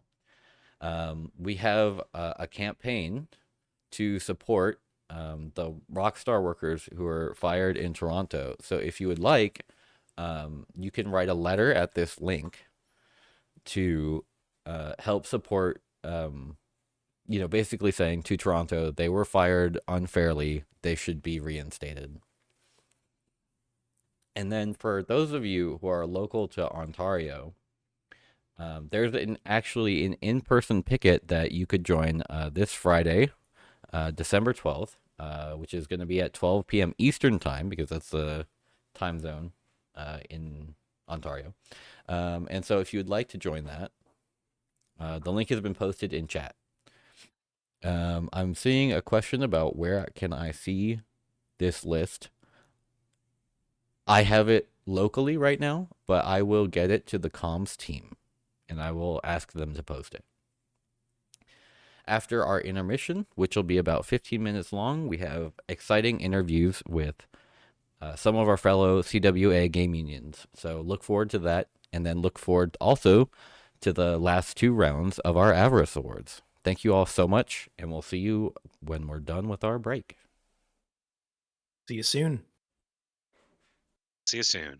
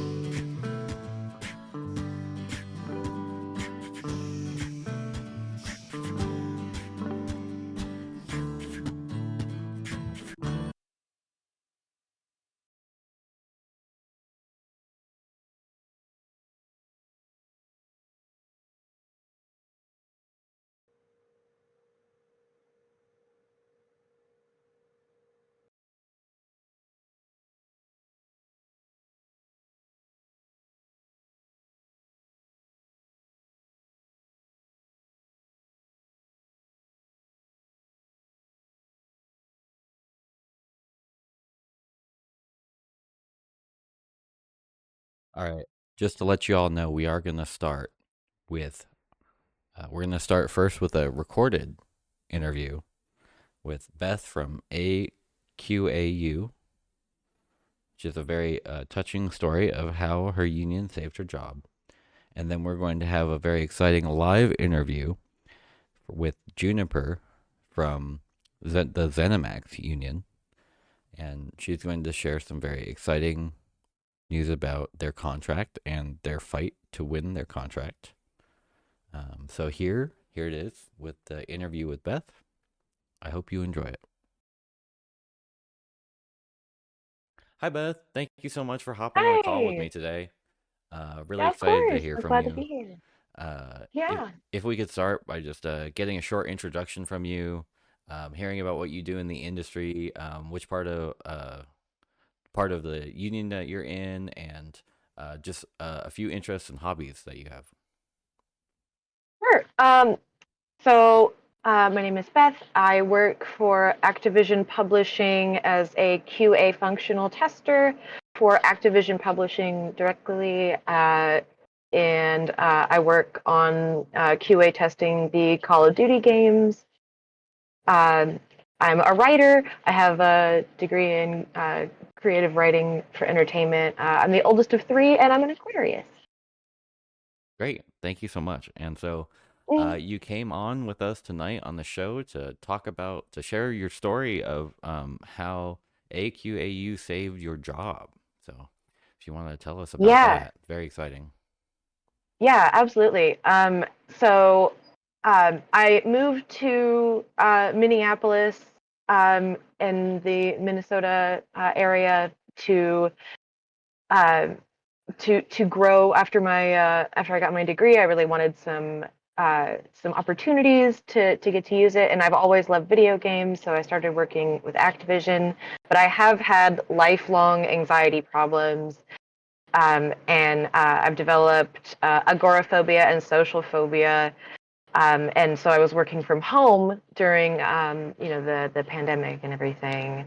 But after, that sort of changed after the world sort of like kind of tried to go back to normal, they announced the return to office. And I had kind of an emotional moment because of the phobias that I mentioned. And had a moment at work that was not super professional, and I do admit that, but it came from a very scared and vulnerable place, and the company decided to make an example of me, and decided that they were just going to terminate me instead of anything else. And so I had to go through a year of struggling while the union was the only one who fought for me and said, hey, when you look at like the whole context, she was very scared. This could have maybe just been a warning. And eventually we finally were able to get me the job back. And with getting my job back, I was able to get health insurance coverage again, so I could actually go and take time to go get treatment for those anxiety problems, those phobias, so that eventually I can go back into the office. But without the union speaking up for me, I felt like my dreams of working in the industry were like crushed right away. Feeling like oh, I'm never going to be able to get better. But because the union was able to help me through that hard time and then get me my job back, I'm now in a much better place and working towards my goals and my dreams. And I'm able to go into public again. Yeah, no, it's a really incredible story. It's definitely I can relate to, having a stable career making me able to treat a lot of my own mental health issues. Having stable insurance is just a huge boon for that. So Absolutely. really In America, glad. you absolutely have to. Yeah, Yeah. especially since our insurance situation, our healthcare situation is tied to our employment. Yeah. Yeah. So really happy they were able to do that for you. Yeah. Me too. I've do my best to give back, because it's like, well, you did so much for me. I want to make sure I can do everything I can to help spread the message as well. Yeah, thank you. And I mean, that's what you're doing tonight. Yeah. Was there any other part of that story that you wanted to mention? I mean, just it's been so inspiring seeing, how everybody comes together. It's really helped me connect more with my coworkers. It gives us a platform to speak about, to be able to say, hey, there are other people as well who have been who've had the company treat them like a line item instead of a person, and to be able to band with my other fellow coworkers who have had that sort of experience, uh, and to say, hey, this isn't fair, and that community feeling. It's just it's been good, to be seen like a person. Yeah. It sounds really nice to have like a voice in your employment situation, right? Like, Yeah, especially because um, sometimes working in QA, you're at like the end of the development cycle, so it kind of feels like, oh, I'm not able to do anything in this company to make any kind of a difference. And so it's nice to be able to actually make a difference and feel like what you're doing has an impact. Um, we work on the Call of Duty franchise. You work with mature themes, and so at work, we'll occasionally, I mean, you're around mature themes and language and stuff all day, so it's good to be able to take a step back and like still have a community. yeah, for sure. Is there anything else? Sorry. Would you like to talk about any of your other union work? Things you accomplished in the last year or so, or things you're looking forward to accomplishing in the next year? Right now, our big win is that AQAU has successfully unionized in 3 different states for the QA department for Activision Publishing, which is in Minnesota, Texas, and California. And it's been Can I ask how many super cool. how many people that is? Oh man, it's maybe about 3,000, maybe even 3,000. You unionized maybe. 3,000 QA workers? It's been that could be a bit off, but that's my guesstimation, I think, based on what I Over can guess. over 1,000 feels like just an impossible number.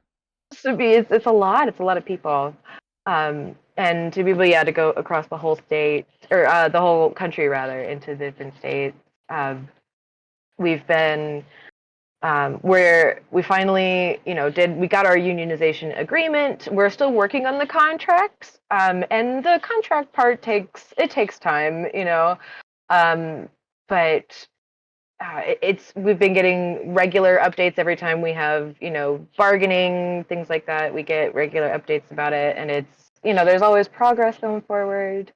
So I'm excited that, here in, I think probably about maybe a year or so, we'll have our contracts, and that'll just give all of us protections at work, especially with how fast-paced the industry moves. Sometimes it can be scary, like you're going to get caught up in, just a wave of stuff, but to know that there is, something stable there to keep you grounded and give you protections.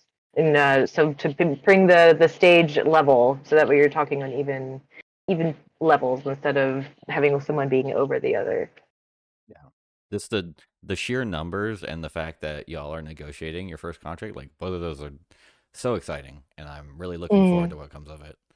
If Yeah. if UVW can support you at all in this, like please reach out to me, reach out to any of us. We're happy to do Of whatever we course. can. Yeah. And then just to wrap things up, do you have any final thoughts for the people? Keep using your voice. If you like the way something is going, say so, and if you don't like the way something is going, say so. Always, don't be. Here's what I've learned: is don't be scared to take up space, take up your own space. You're allowed to. A lesson that I'm sure many of us could stand to learn better, myself included. It's hard. All right. Thank you again so much, Beth. Really appreciate you Of taking the course. time. Happy and to. Thank good you. luck. Good luck with your negotiations. I hope they go well. Yes. Thank you so much. Thank you for having me.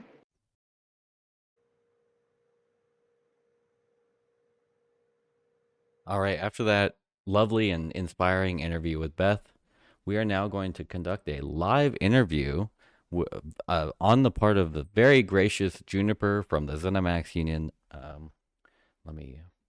Here's our interview scene. And say hello, everybody. This is Juniper. Thank you again so much for being on the Avarice Awards with us tonight. Hey, good evening. Thank you so much for having me. It's an honor.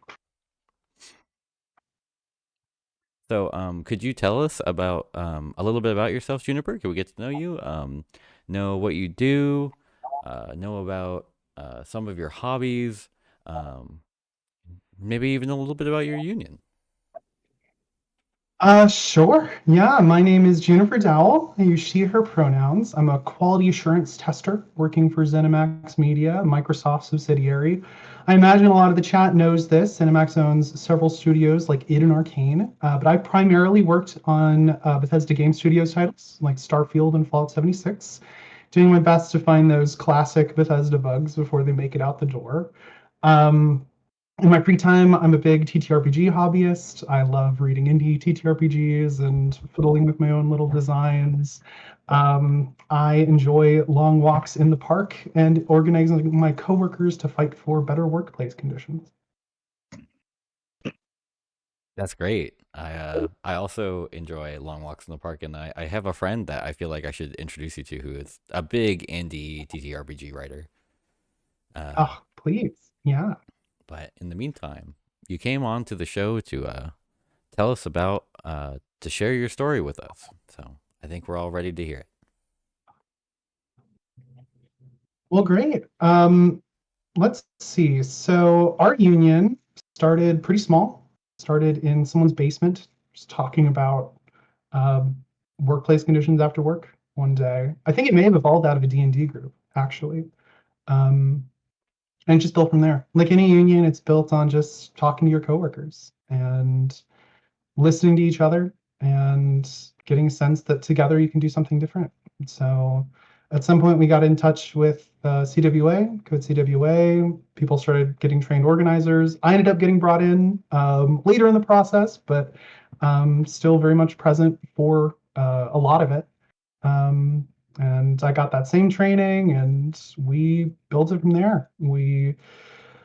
Oh man, I don't remember exactly when we won our union vote. It was a couple years ago. And then the contract fight lasted a couple years after that. We finally ratified our first contract this year, June 19th.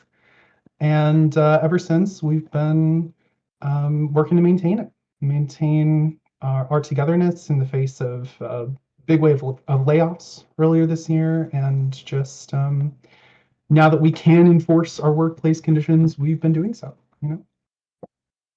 Yeah, can you tell us about some of the specific things you've been fighting for? I know the ZeniMax contract was really made waves by getting some really important generative AI protections in. Yeah, AI protections was a big win for us. We made it, we won that the implementation of AI has to be human-centered, which means it's fair, reliable, private, inclusive, transparent, and accountable. These are the same things that Microsoft uses when doing AI development. These are the conditions that they have to follow. And we also won if they want to implement any AI, we have an opportunity to bargain cover the effects of that implementation. So they have to meet us at the table and make sure that we're cool with what they want to do. Of course, that's a back and forth negotiation, but it's more than in a non-unionized workplace where you just have to kind of let it happen. We won a bunch of things in our contract. We won crunch protections, no more than 10 hours a day, no more than 60 hours a week, no more than 6 consecutive days worked. If someone works more than 50 hours one week, they can't work more than 50 the next. And some other stuff in that lines. We got a guarantee that workers receive credit for the work that they've done and that those credits are publicly accessible, which shouldn't be a thing that we have to fight for in a contract, but there it is. We won, some other stuff you'd expect, an immediate wage increase, a guaranteed annual wage increase. We don't have to worry. Well, we still have to worry about inflation, but we know that we're at least going to be meeting inflation. And while we couldn't win a fully flexible remote work plan, we did win a hybrid work plan with some days in office and some days at home with some special exceptions. That was a really hard fight, and that's an ongoing one. I could keep going about the things that we won in our contract. Yeah. We won tons of smaller Yeah, things. do you mind if we circle back on a couple things real quick? Sure, yeah. I really wanted to highlight how big the way that you all wrote in the generative AI protections is, because I think when people think about contracts, they're like, you have to be very specific. It has to be like very measurable. And I think it's really incredible how you just wrote it in principles, right? You just said it has to be fair. You didn't define what that means. You just said it has to be fair. And I think that's incredible. And I really hope that other people fighting for contracts can take inspiration from that, because there's so many things that, there are working conditions, but there are so many things that we want to fight for in the game industry that are harder to measure. One of those big issues for people I know is creative ownership. So I think that's really incredible. I think it's amazing that you have just these words that dictate how it has to be implemented. It's huge. Honestly, as wonderful as our contract is, and the experience of getting to have a say in your own workplace conditions, the thing that has felt the best to me, once we completed our contract, is hearing about other places at other tables saying, hey, now that you guys have this contract, we can just port all this language over and start from more than square zero, start from square one. And even some of the stuff that we won in our contract, like better bereavement leave and adult orthodontic coverage, the company just gave that to everybody, not just our bargaining unit. They gave it to everyone. Rising tide really raises all ships in a really real and meaningful way. It just is, it rules, man. Yeah, that's really incredible. Yeah. I know that Bethesda is currently going through negotiations right now too, and I'm sure that you guys getting your contract has really, really helped them with a lot of what they're going through. I remember when they were in the midst of some pretty hard battles earlier this year, we were like, how can we support you? What can we do to help you guys through this? And they were like, finish your contract. Get it done so that we can start using that on our own terms. And it sounds like they have. It's been great. I love that. Win your fight, please. Yeah. Right? That easy thing to do. Mm-hmm. Yeah. One thing I wanted to kind of circle back to that I thought, it is crazy, like you said, that crediting policy is such a hard fight with, these contracts. Like, that literally costs them nothing just to give people the credit that they deserve on a game that they poured their time and life into, It's crazy how we don't have a standardized crediting scheme in games. It really is. It's really frustrating and terrible. Something we won in our contract that I don't think has really been fully implemented yet, but I think is huge, is like a public credit list where that is constantly updated and consistently, regularly available. So if you want to know everyone who worked on Starfield, you can find it online, which should exist everywhere. I mean, that's simple and incredible, and is just, especially in QA, I can't speak for other departments, but it's so easy to dip your toe in on a project just a little bit, help with a burst or with the cert testing or whatever. And it's so easy to then get overlooked when it comes time to get credited on something that you did work on. You very much did. I think there are several projects I worked on that I'm not sure I'm in the credits for because I just did, just a little bit, but that little bit helped contribute to the larger whole. And then if I could just take a second to talk about crediting for the audience members who aren't part of the game industry. It's probably self-explanatory, but it's just a very important thing so that when we are looking to advance our careers, when we're looking for jobs, shipped games are maybe the number one thing that companies look for. So being able to like point at a credits list and say, I did actually work on this, not just making it up. It's actually incredibly important for our career development. Yeah, one of the most heartbreaking things is to pour a bunch of time into something and not even have a credit to show for it, right? You have to sort of refer to a canceled project, and everyone involved has to take it on faith that it existed. So, yeah, it does matter materially, even though, just as you said, it doesn't really cost the studio anything to implement it. And also just like the point of pride of like being able to like pull up the credits and like show your friends like, hey, look, there's my name on the credits scroll. Yeah, Aren't well, I so cool? as someone who's been a games writer, like it actually matters for like video game history and coverage, like Yep. to have an accurate record of who worked on a game. Like it matters all around. Yeah. I remember when my first title shipped, my mom is not a gamer, but got an Xbox and started playing the game. And when she got to the credits, she very excitedly started taking pictures of my name and all of my friends and being like, "Ah, you did it! You did this thing! It was so cute." And I want everyone to have that, That is really adorable. Do you mind if I just ask a couple like contract related clarifying questions? I'll answer everything I can, absolutely. So And I do want to quickly note, my contract is available online. If you are in the audience and you want to, you can go to CWAlocal2108.com and find our contract and pull it up and read through the whole thing. But please ask away. I'm more than happy to talk about it. it is regrettably that I have a lot of difficulty reading through, even for things I'm passionate about. Very dense legal language. it's a character flaw. What can I say? I don't blame you. So when we were talking, when I was doing my research on the ZeniMax contract, the impression I came away with was that a lot of these wins were originally in 2023, the 2023 contract, and I thought y'all had won the 2025 contract this year. Was I incorrect in that assessment? So 2025 was when we finished our first contract. That was when we got everything nailed in. Throughout the course of bargaining, you do reach what are called tentative agreements, which is like you and the company see eye to eye on the same page. We're cool with this. We're going to nail it down. We'll circle back to it if we need to.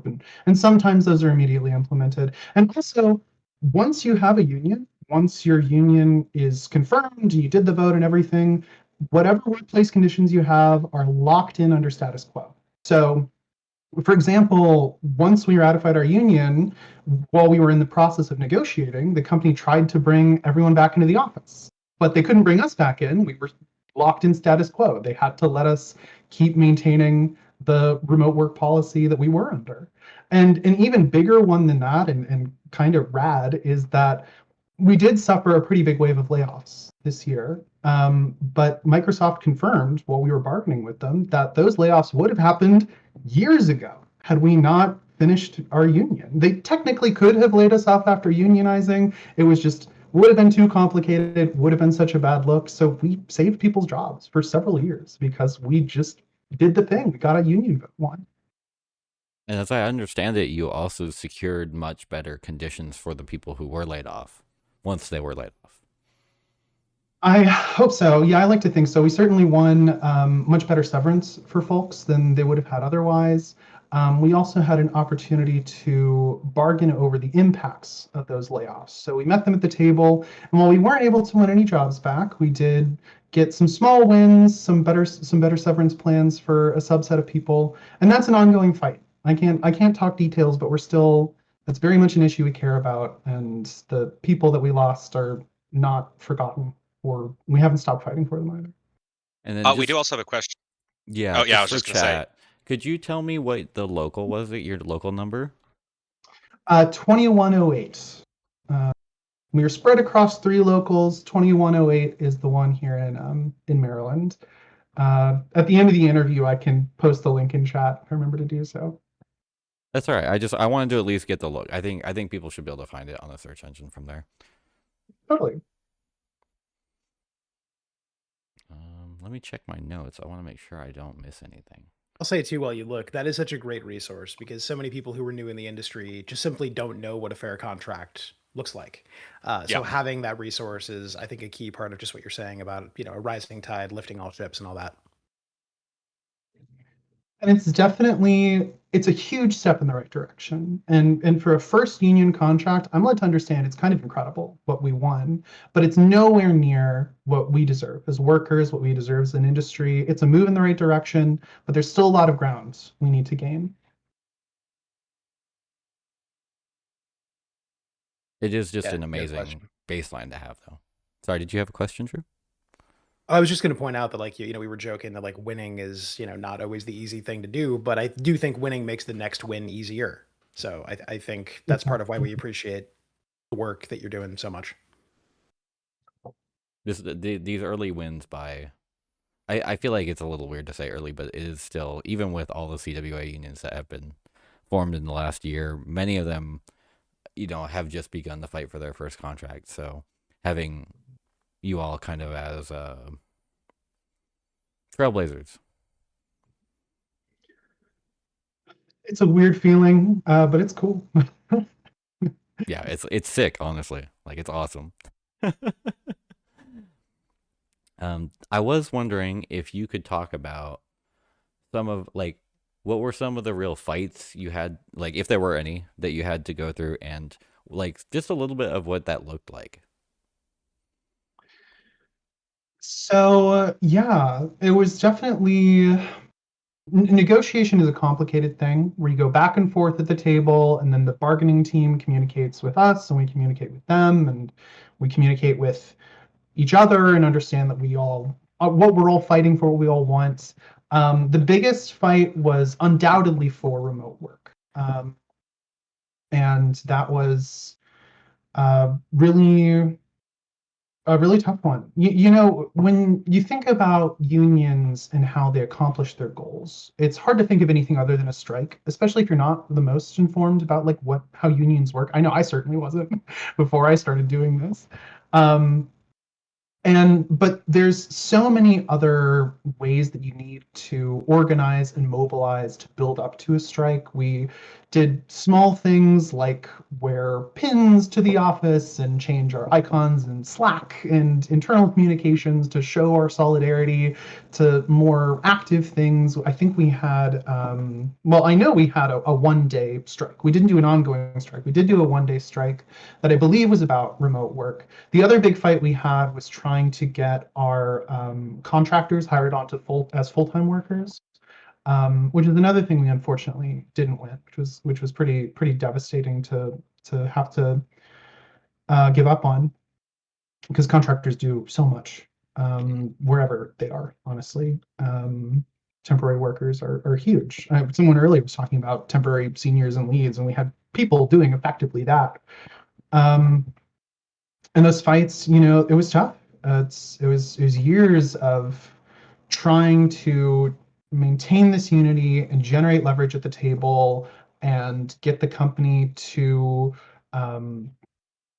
give us more than they had been. It's incredible how hard a company with billions of dollars in profit will fight to have to spend to not spend a few thousand, and how much money they will spend to fight unions from gaining these wins. But ultimately, the wins that we had were because everyone was involved at every stage. Beyond just bargaining and striking, we created leverage by all moving together and showing the company how much we cared. Because God, do we care? And by demonstrating that the way that we did, we were able to make change happen. And I'm so happy that you were able to make it, Juniper, because I think freelance and contracting is where UVW can make a lot of difference. So I would, not to treat like the on-stream interview as a networking opportunity, but would love to work with you in the future on trying to help build power among the contractors. Reach out anytime. Absolutely. And then, do we have any remaining questions from either Austin or Drew? I don't think Wanna so. thank you Thank for being so here. much for Yeah. thank you for joining us. Okay. It was lovely getting to chat. Before we wrap up, Juniper, is there anything you'd like to say to the people? Yeah, I have a couple things I'd love to say. I think that it's easy when talking about union wins to think of unions, especially because we're so conditioned by our culture to have some negative opinions on unions. I know when I was first asked to join, there was a lot of hesitation from me because it was this kind of unfamiliar thing. And while unions do fight for like material gains and better workplace conditions, ultimately our fights are for dignity and respect. I don't feel respected by my company. The decisions that they make don't feel rooted in dignity. They don't feel like they're treating us as people. We're numbers on a spreadsheet. The layoffs that happened were cruel and ghoulish. But by unionizing, we were able to force them to respect us, to force them to give us the dignity that we deserve as the people who work to make the things that make them profit. We have such cool jobs. We make video games. We get to make these things that bring people so much joy. And it sucks that so many of our workplaces are so hard to work at. And if you're out there and you're listening and you want to organize your workspace, let me tell you, you absolutely can. It is a hard thing to do. It is so worth doing. You can go to the Code CWA website. They run trainings every month. Sign up for a training. Do some learning. Start talking to your coworkers. It's what I did. It's what we all did. You can do it. It's hard, but it's important. And God, is it worth it? Trying to see if we have a links command. Oh, thank you. Thank you for dropping the links command. We do actually have our link to the CWA, the code trainings in there. All right. Well, that's such a great note to end on. I hope that we all build unions and build respect and dignity in our workplaces. I don't want to linger on that. I'm going to start crying again. We got more awards to get to, Cal. We No have time for awards to give crying. out. Yeah, I gotta Snap put back on into my snarky Snarky face. mode. Yeah, exactly. Yes, Yeah. yes. Thank you one more time and Yeah, solidarity thank you so forever. much, Juniper. Yes, solidarity forever. Thank you so much for having me. Solidarity forever.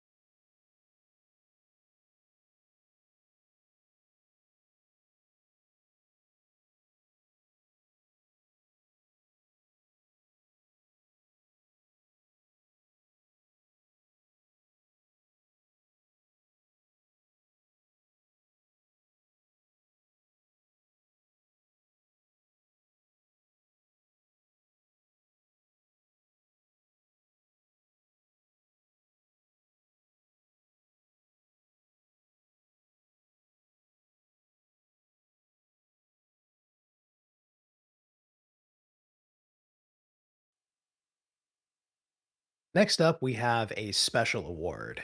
This is the inaugural Mark Zuckerberg Award for Most Expensive Boondoggle.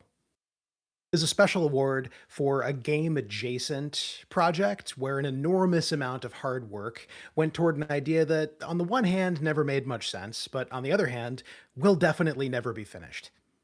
For those who don't know, boondoggle is an old timey word for a project that wastes both time and money, preferably lots of both. In other words, good work put toward bad results, or even in some sense, no results at all. For a modern example of a boondoggle, since 2021, Meta has reportedly lost $70 billion on their Reality Labs division. $70 billion.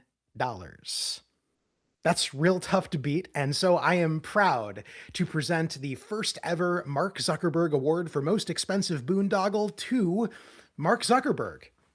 He renamed his company Meta because of their commitment to VR, AR, and the now abandoned metaverse. And in 2026, that commitment will apparently look like a 30% reduction in budget. And if their behavior in 2025 is any indicator, it'll also look like lots of layoffs. Congratulations, Mark. Yes, we had a very special award for a very, very special person there. Just a very special boy, yeah. Yes, he is our very special boy. May or may not be human, deserving of an award nonetheless. We'll see if he can pull it out and win it again next year. But Yeah, well, we'll time see. will We'll tell. see. One would hope so. It is named after him. Up next. Oh, No, go ahead. Go ahead, Austin. It's not like Oh, I'm okay, the okay. MC or anything. No. I was just saying. Up next, we got my next word. I wasn't sure if we had to cut to like the screen thing or anything in between where I wasn't able to talk. But up All next, we have Get in there, the champ. award. This is the award that I have been so excited for. So this is the award for worst statement made by an executive about their community. So a little bit of background. When we were first starting off this whole process, this was one of the awards that I was really, really excited to create. And I'll talk a little bit more about that later. But for now, let's talk about the nominees. So the nominees are Gearbox's CEO, Randy Pitchford. This is regarding Borderlands 4's base game costing $80 on release. The quote is, "If you're a real fan, you'll find a way to make it happen." Really in touch there, really in touch with the average consumer and our desire to pay $80 on release for the base game. Up next, we have Epic's CEO, Tim Sweeney. Why stop at AI use? We could have mandatory disclosures for what shampoo brand the developer uses. Really getting the issue there on what we're talking about when it comes to mandatory disclosures. Up next is EA's CEO, Andrew Wilson. This is a historic moment, and with the support of our new partners, the future we are building together is brighter than ever. It sure is. It sure is, Andrew. I hope that the oil money pays you well. Up next is Roblox's CEO, Dave Baszucki. I'll say for, in quotes, 21 and up, ID verified, opted in users, someday we'll have dating in Roblox. Man, I guess they really do have everything you could ever imagine in Roblox. Certainly no children will stumble their way into that. And then up next is Microsoft's executive producer at Xbox, Matt Turner. These are really challenging times. I'd be remiss in not trying to offer the best advice I can under the circumstances. I've been experimenting with ways to use LLM AI tools like ChatGPT or Copilot to help reduce the emotional and cognitive load that comes with job loss. Definitely the way to help deal with your job loss is to complain about it to ChatGPT and have ChatGPT really give you that nice warm embrace of simulated humanity, and poorly simulated humanity at that. Let's be real. Hang on. Sorry, Austin. Sorry, just need to make a quick interruption. It's for the in the interest of maintaining our journalistic integrity. I do want everyone to know that Randy Pitchford has apologized for his statement. Thank you. Yes, I'll let you continue, Austin. We should probably just take it off the list then, if he apologized. Yeah. It's not like he still said it, and it is still a quote of his. Anyway, it's fine. He didn't win anyway. The winner is Matt Turner with that lovely quote about ChatGPT helping counsel you through job loss. Man, is that like peak CEO behavior right there? Yeah, that's who I would go to for therapy if I lost my job. ChatGPT. That statement is about Great. 2025, as one could imagine. That's It truly is. It truly is. But I do have some additional notes. So while Matt Turner's AI unemployment buddy is our winner, we do feel that there is a very strong runner-up. And like I mentioned earlier, this award was actually one of the original award ideas for the show. I was originally pitching it to go to Dave Bazuki because, dear God, while all of these people have a PR team, I'm sure Dave really needs to listen to his because he is an absolute fountain of wild quotes. We did have to leave several out from the voting, and we went back and forth on which one to include on the voting form. But I do want to share some of the others real quick, if you will allow me. So first off, in response to the question, would you ever put a prediction market into Roblox? He said, I think we would have to do that. Every single country in the world has different legislation around loot boxes and kid gambling. It sounds very fun. I love that. We also have to mention that in response to a question about the problem of child predators, his response was, we think of it not necessarily as just a problem, but as an opportunity as well. If only all CEOs could be as honest as Dave. If he keeps it up, maybe we can get like a lifetime achievement award next year for him. Like, these are some quality quotes. Predators are not a problem, an opportunity. I mean, stop the presses. what do you even say to that? What can be added? That's Yeah, the interviewers even were not really sure what to do. They were trying to set him up with softballs, and he certainly hit a lot of pop flies with those softballs. yeah. Anyway, yeah, truly an interesting man. I for one am very interested. Oof. Thanks for that. I think we're kicking it back to Cal for our next award. Is that right? Yeah, sorry. Give me just a minute to put some Sure. behind the scenes stuff together. You're all good. All right.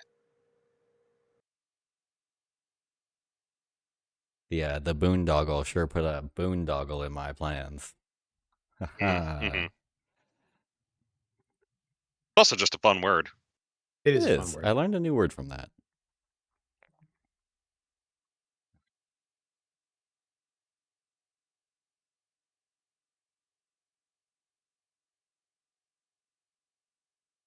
All right, bringing it to you live from the presses. The worst crunch culture voted on as part of our Workers' Choice Awards. Our nominees are probably many familiar names to you. Not the first time you've heard these stories of these studios being remarkably notable for how they conduct their working culture. Our list of nominees for worst crunch culture is Naughty Dog, Activision, Microsoft, Rockstar, and Treyarch. And I just want to read this little description. Like many industries, there's an expectation to sacrifice your body, health, and time at the altar of making companies richer. The game industry, however, is notorious for dressing it up in ways that make it seem noble, when at the end of the day, they are the ones that'll see billions of dollars in profit, while you are left picking up the pieces. This award is for the companies that have the deepest culture of capitalistic self-sacrifice. And the winner for the worst crunch culture award goes to Naughty Dog. I will admit, while I have not heard recent stories of Naughty Dog having notoriously bad crunch culture, there have definitely been years where they have put out record-breaking games, and then all of the stories came out afterwards of how people would work 80-hour weeks, how that was just the baseline expectation to put out these games. And it's really a shame that that is what they had to do to get those games out. And so with that, we're going to take a moment to transition over to our interview. With Heather from. There's so many unions. I'm losing track. What a nice problem to have. What a great problem to have. It is a good problem. Right? They just did an action.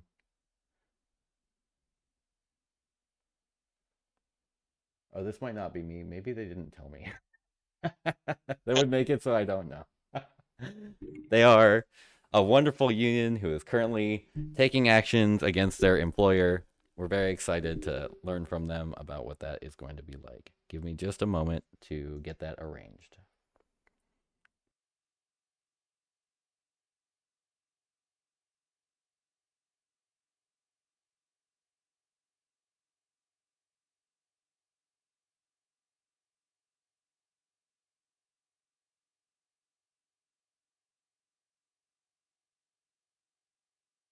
Hey. Uh, we all set up good? Do I have the camera set up right?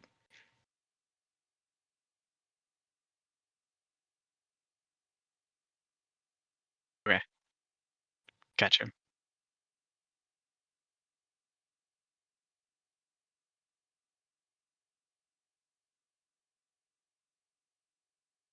Right. Perfect.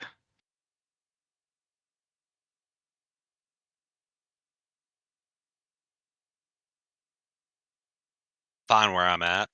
I I'm don't super care. happy in my corner. This corner is very cozy to me. Appreciate It's building that. a nest in that corner. Exactly.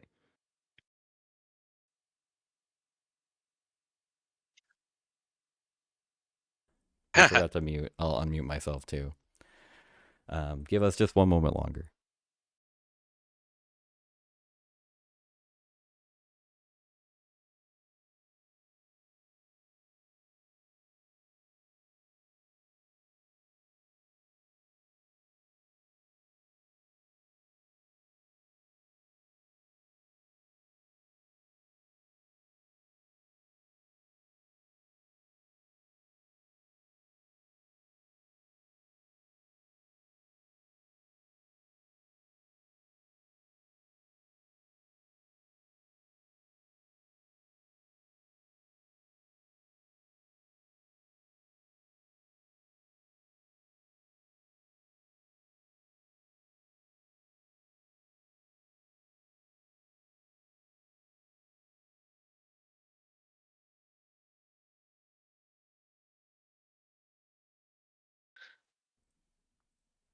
All right, here we are for real.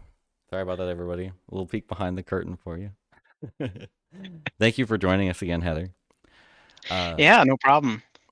Could you start by telling us a little bit about yourself, what you do, some of your interests, and then just like because I made a small mistake in my research, could you just remind us which union you're a part of? No problem. All right, so I'll kick it off real quick to tell you that I'm part of. All right, the name of it is Game Workers Alliance Albany. It's based off of Raven's union name, which is that is Raven QA's Game Workers Alliance. We kind of spun our name off of theirs. It's a union that's part of Blizzard. I work for Blizzard. I'm a quality assurance worker at Blizzard Albany specifically. A little about myself. I mean, I have hobbies kind of all over the place. Thank you, ADHD. But current interests that I have, I am trying to pick up woodworking. I am interested in 3D printing, but like for functional reasons. What else? I don't know. I've disassembled keyboards. Have I put them back together yet? Not entirely, but so all over the place. And what was it? Trying to think, was that generally Yeah, cover you got things? it. You got it. You got it. You got it. I'm impressed that you're doing okay. 3D printing for functional reasons. My partner's a florist, and we've done like a little bit of stuff for the shop, but the 3D printer has mostly been vintage Warhammer. Like, if we're completely honest with ourselves. Well, I what's even worse is that it feels more like ambition to do it for functional reasons because as of yet it's been unplugged in the corner for a couple months, so it's more like even dreaming of the things I could print on it. Classic Again, story. Yeah, thank it's real. thank you ADHD. Probably That's, more than 80% of all 3D printers are in exactly that situation. that's my so 3D it's- printer as well. Yeah. So Let's talk thank shop. you. Let's talk kingdom. Yeah, thank you so much for hanging in there. I'm sorry we had to slot you in so late, but really appreciate you being here and really appreciate your enthusiasm for telling us what's been going on with your union. You said it was Raven Software? No, actually, Blizzard. Okay. We're Blizzard, but we not. unionized right around the same time. Oh, okay. Yes, that does make more sense So- if you work at Blizzard. Yeah, it's a complicated history, I want to say, to kind of go into because it goes into neutrality days. I'm not sure how much you want me to spend explaining that first before I talk about what I kind of plan to, but I could give Yeah, you a we little. we can touch on it briefly. I think hearing about the neutrality agreement would actually be really good. Absolutely. So, I mean, for context, long ago, Activision and Blizzard and King, I mean, even longer than that, they were all separate studios, and then they merged. And I was working at Vicarious Visions originally. That's where I was hired back in 2019. And we were working on projects such as Tony Hawk's Pro Skater 1 and 2 and Diablo 2 Resurrected. And it was around the time of Diablo 2 Resurrected, midway into that ABK was just structured in that way that like some studios we were under Activision and then we just kind of got moved to Blizzard. I think so I initially, applied to work at Activision, ended up working at Blizzard, and I believe then we know that the lawsuits came out sometime in 2021. There was a whole lot of commotion around that. People were not happy. I can't imagine why. Sarcasm right there. But the lawsuits came out. People were very upset. There was a lot of like pushing for organizing, and that's really the context in which we organized. We actually, it was more of a hostile environment there because Microsoft had not entered the picture. And so we were organizing under Activision Blizzard King, and Bobby Kotick was the CEO at the time. And though he avowed himself to be a union man, that his mother was in a teachers union, that he himself starred in a film and thus was in SAG or something, the reality on the ground was a little different, I lived in a movie. So, oh yeah, was it with Bobby? No, I was just pantomiming him. I just thought it was very, very funny Oh, that God, you say that. Labor bona fides or having been in a movie Yeah. one time. Yeah. Yeah, like I know what it's like, but Lights. so we were organizing in that time, and it was very much a question of like, all right, how do we get we wanted to get something to happen. We were in touch with CWA representatives at the time, and the question was like, I wasn't even in these sort of like decision makings of how to strategize around this, but there was a question of how do you get this done, because organizing a whole studio at the time I think looked pretty daunting, but there was heavy favorability of starting a union within a portion of the studio, namely QA at the time. So we had organized as a subunit within our studio of just quality assurance workers at our location, and we even had to go to the NLRB, which is the National Labor Relations Board in the United States. We had to go to the NLRB to argue that we could do that. We did win it, and got to then eventually have our union vote and certify, and that happened in December of 2022. So we are actually now at the 3-year anniversary of that. Oh wow! Of that certification. So yeah, it's been 3 years. and Microsoft came in not too long after, and obviously did their acquisition for 60 something billion. And as a part of that, there was discussion between like there was already union presence with us there and Raven. So there was discussion about like, how's this going to affect workers? And I know that there was just talk about like, can we have an agreement to create a sort of labor peace for the time being, like for an amount of time where Microsoft agrees not to crack down on any organizing, not to, subject workers to some of the more brutal and vicious treatments that a lot of studios do. Take two. Oh, sorry. Sorry you had that cough. Are you doing okay? You good? I know.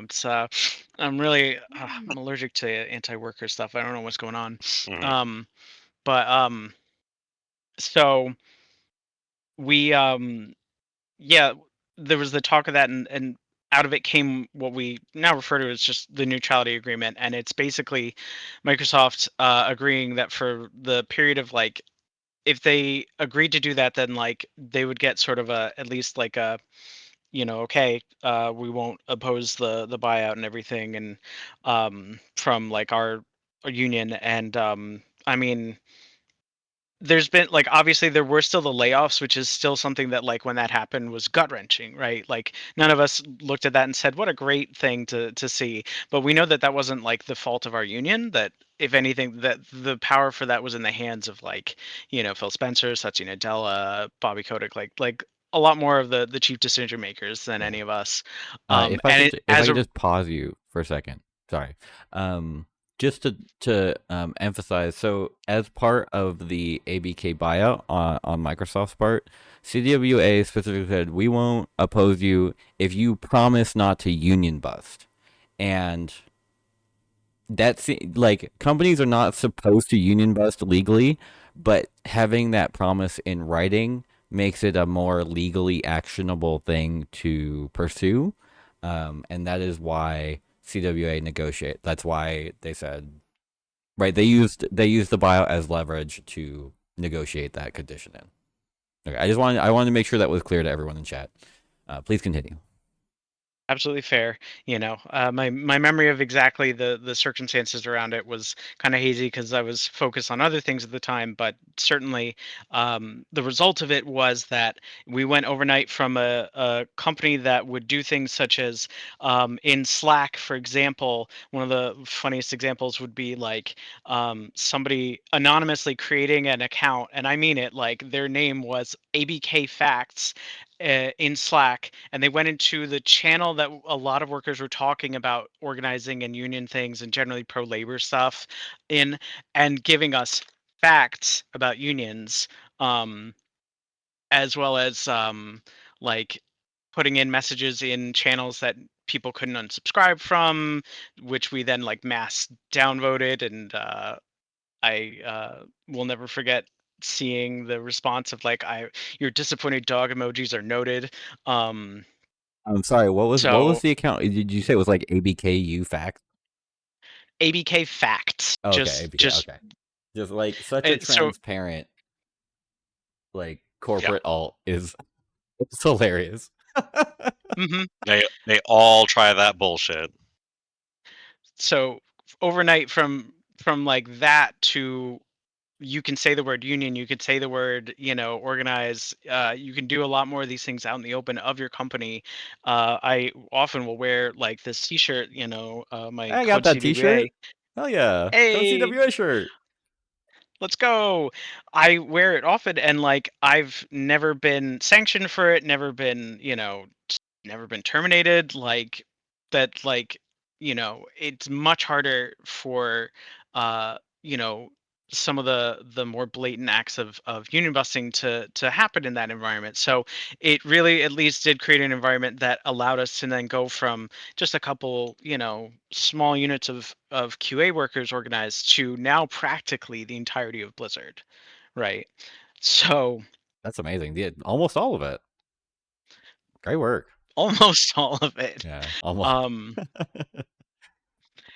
and it's honestly, again, if you went back to me in 2021, say, and you told me these things, I don't think I'd believe you.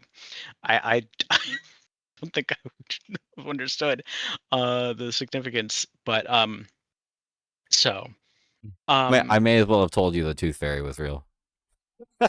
basically, literally. Um, but yeah, so I know that one of the things I wanted to speak on, I mean, referencing my 2021 self was fear in organizing and how much of a role that's kind of played in my organizing and moving through it, as well as how I'm sure there's plenty of people watching and even others who are like at game studios right now dealing with that. And to start, I guess I want to like break it down between, there's certainly the big fears that we have. Of course, everybody can name things like termination, retaliation, things like that. Absolutely. And there's like no question that that is something we've seen it happen at other studios. We've seen it happen time and time again at not just our industry, but other industries. So that's not like an irrational fear to have. And I fully sympathize and understand workers who feel that, right? Um, we still obviously have to push through it if we want to organize. So, and that's definitely where our like connections with each other come in. But I even want to address the smaller issues of fear that kind of come in with organizing, because a lot more of your day-to-day experience with organizing, let's say you make it through without retaliation, without termination, you're still existing at your workplace and you're trying to organize, but you know now you're in this place of, okay, I need to build these connections, but I don't know a lot of people at my studio, right? So you might be really scared to strike up conversations with people in departments you've never been in, or someone you've never talked to. You've seen them around a bunch, but like you've never gotten to know them. And that can be like, I just want to name that as like one of the things that sometimes like, you know, it's a small thing, but it can still sometimes like hinder our organizing efforts if we uh, go through these like, if we have these smaller fears that we don't learn to begin to like kind of push through and learn ways to either like cope better or like you know um work with them, because there's never going to be a time, I think, when organizing won't have some aspect of fear to it, right? When there won't be something that's going to make you feel kind of like squirrely in your gut, or just like kind of gripping the gripping your chair arms or something. But if we allow for that to dictate us, like to dictate how we move, like waiting for the time when we're not going to feel afraid, no organizing would basically happen, because there's no reality where fear won't come in. And so then we have to think to ourselves, like, how do we you know begin to get through this? So sometimes it's like identifying areas where you feel like you can start to make like little pushes into areas that you're uncomfortable, or even encouraging your own coworkers to sometimes step up and take on things they might not have done before. Um, for example, if you're hosting a meeting and somebody is always taking the notes, encouraging someone who might never have done it to take that on, because they might think, well, what if I mess it up? I've never done this before. I've never had to handle this. But, taking on that responsibility and trying it out, even if you might end up failing it, even if you might end up, taking so okay notes, you just made the first step. And the next time someone asks you to do that, you now have that experience to say, oh, yeah, I could do that. I think I could try that. I'm pretty sure I could do that.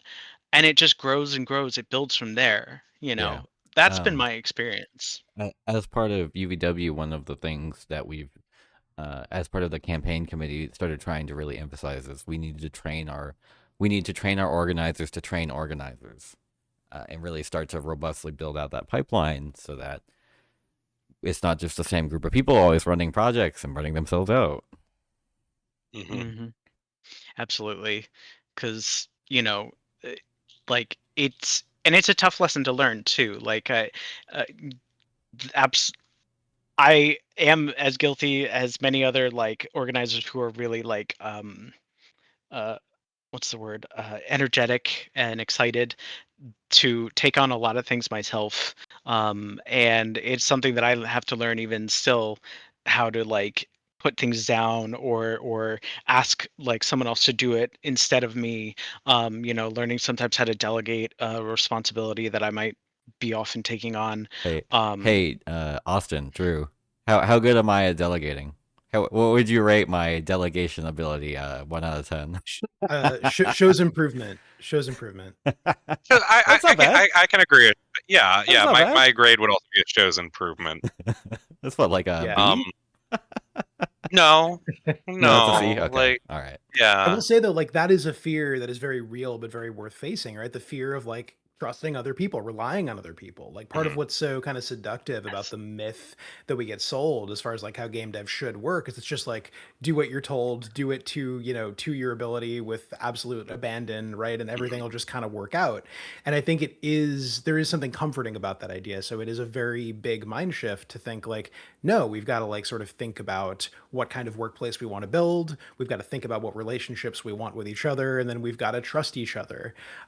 It is a really good thing. It is a better way to live, but it is a scary shift to make. And I think we don't get anywhere by failing to acknowledge that. 100%. Yeah, don't be a hero. It's one of my favorite books, by the way, Secrets of a Successful Organizer. That's the book. Mm. I don't know if it's showing up, but this has been such a major It's help. struggling, but like they can tell there's a book there, kind of. The book. I think Yeah, the camera thinks that you are the book, which is like kind of Yeah. deep, actually. Yeah. maybe we're all the book inside. Ooh. So true. So true. I have like Thank you so 10 much for organizing books that I need to work through. Truly. yeah. Thank you so much for coming on and sharing your story. By the way, it really is very lovely that we can get people on to like talk about stuff for a show like this. Did Yeah, you absolutely. mention that you and your union are taking in action, or like you intended to take in action, or? Yeah, I mean, just today we had taken an action. There was an intention. Let's just say that the intended action, the planned action, uh, was thrown off by inclement weather. So we had to sort of take a plan B route. But the plan B route was still something that, again, like I was once a person that when handed a phone to like talk to a pizza delivery person, ducked out of the way like a matrix bullet. Um, and now I'm out here like helping coordinate. We posted in Slack in our like channel, our company's general channel with like 10,000 people in it, a message demanding that our company like pay fair, pay nice, which is if anybody's smart on Blizzard values, the value play fair, play nice. So we just kind of twisted that a little and served it right back, because Blizzard and Microsoft leave something a little to be desired in their pay and their payment structure and payment of their employees. Hell yeah, sister, go get them.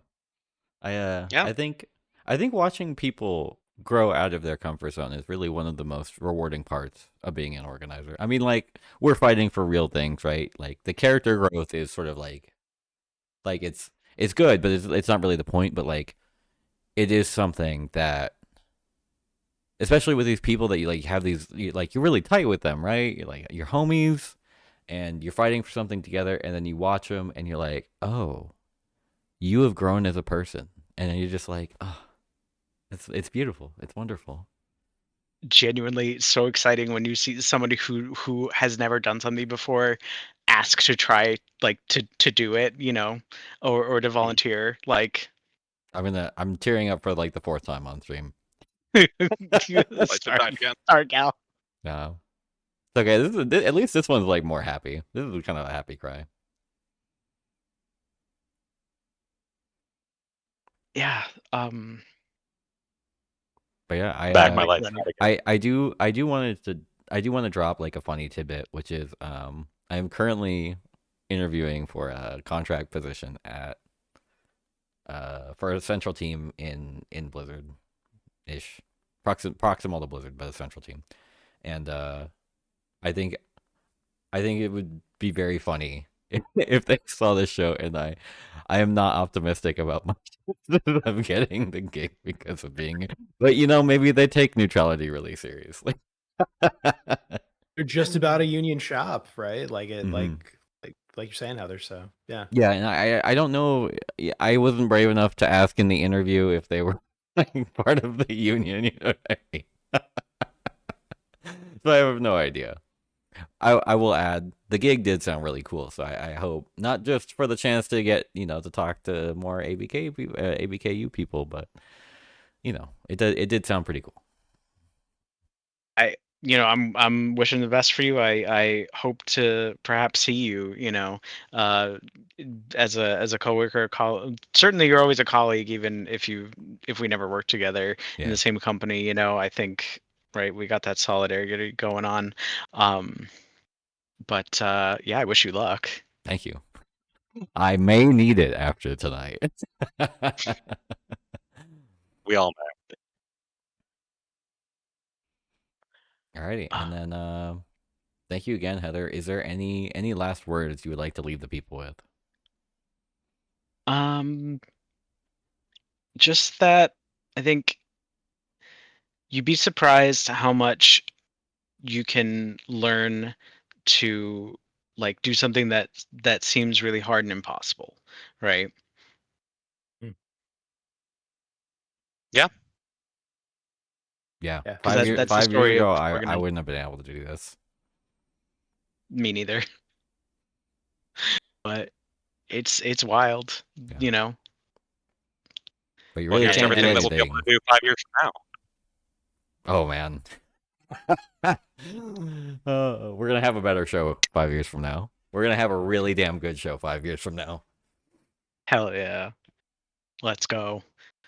We got the 5-year plan going on. Yeah, the Kidding. fifth. Look forward to the 5th Avarice Awards, everyone. Hope what if in 5 years we don't need the Avarice Awards? Yeah, I was gonna say, what is our timeline on this being totally unnecessary? Maybe that's gonna be 6 Oh, years. I'm thinking 5 Pete for Mark winning the Mark Zuckerberg Award, and then year 6 true. we don't have to do because Oh everything's yeah, cool. yeah. Okay, I think 6 years is about right to fix the industry. Alrighty, thank you again so much, Heather. Everyone, give us about 5 minutes to wrap up, and then we will be back with, I believe, the last round of our Avarice Awards for the night. Oh, sorry, we have a quick interview with the UVW Executive Board, and then we will finish out the last of our Avarice Awards for the night. So thank you all for sticking with us. We'll be right back.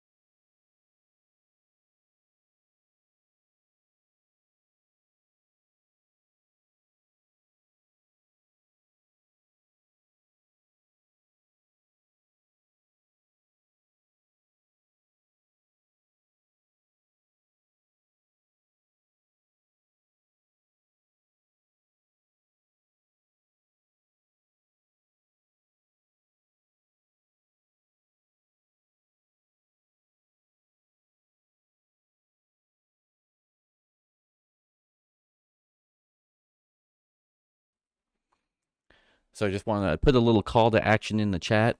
Just wanted to let you all know that if you want to support what we do at UVW, anyone is able to join us. You can sign up as either a full member, a games worker, or as a community supporter, and that means not only are you able to contribute to our mission financially, but you would also be welcome to join our committees, help with the work there, get to know real games workers. If you're interested in the industry, if you're interested in building skills as an organizer, it's a really, really good place. So yeah, and then just to build on that, we're now going to hear from the UVW executives who were just elected this last November. We now have our first elected board as UVW. You met Aurelia, our UVW president, earlier, so you're going to hear more from her and from the rest of our board. I hope you enjoy. Hi, everybody. Aurelia here again, president of UVW, like I mentioned earlier. I just wanted to introduce myself and also have the rest of the executive board introduce themselves, because the games unionization movement is something that, there's a lot of talking about, but you don't really see the faces of who's behind it. And the faces behind it are the faces of regular game developers. So I wanted to introduce myself, have everyone else talk a little bit about themselves, and also just have you get to know us. We're people just like you. And the only real difference between us and other game developers is just we at this point have organized in a particular way to try and make things better. And we invite everyone else to join us, because it's honestly great working alongside your fellow developers to do something that you're passionate about. The reason why we got into games to begin with. And in this case, it's just we're passionate about making it so that games as an industry is better itself. So talking a little bit about myself, scion of Louisville, Kentucky, proud daughter of the state of Kentucky. I love mechs. I love video games. I love card games, makeup, airsoft. I'm a huge bundle of weird hobbies tossed together. Shout out to Castle Super Bees for being implicitly part of the reason I got involved in games unionization, for talking about it so much constantly. Over the last year, it's been a little bit of a whirlwind for me.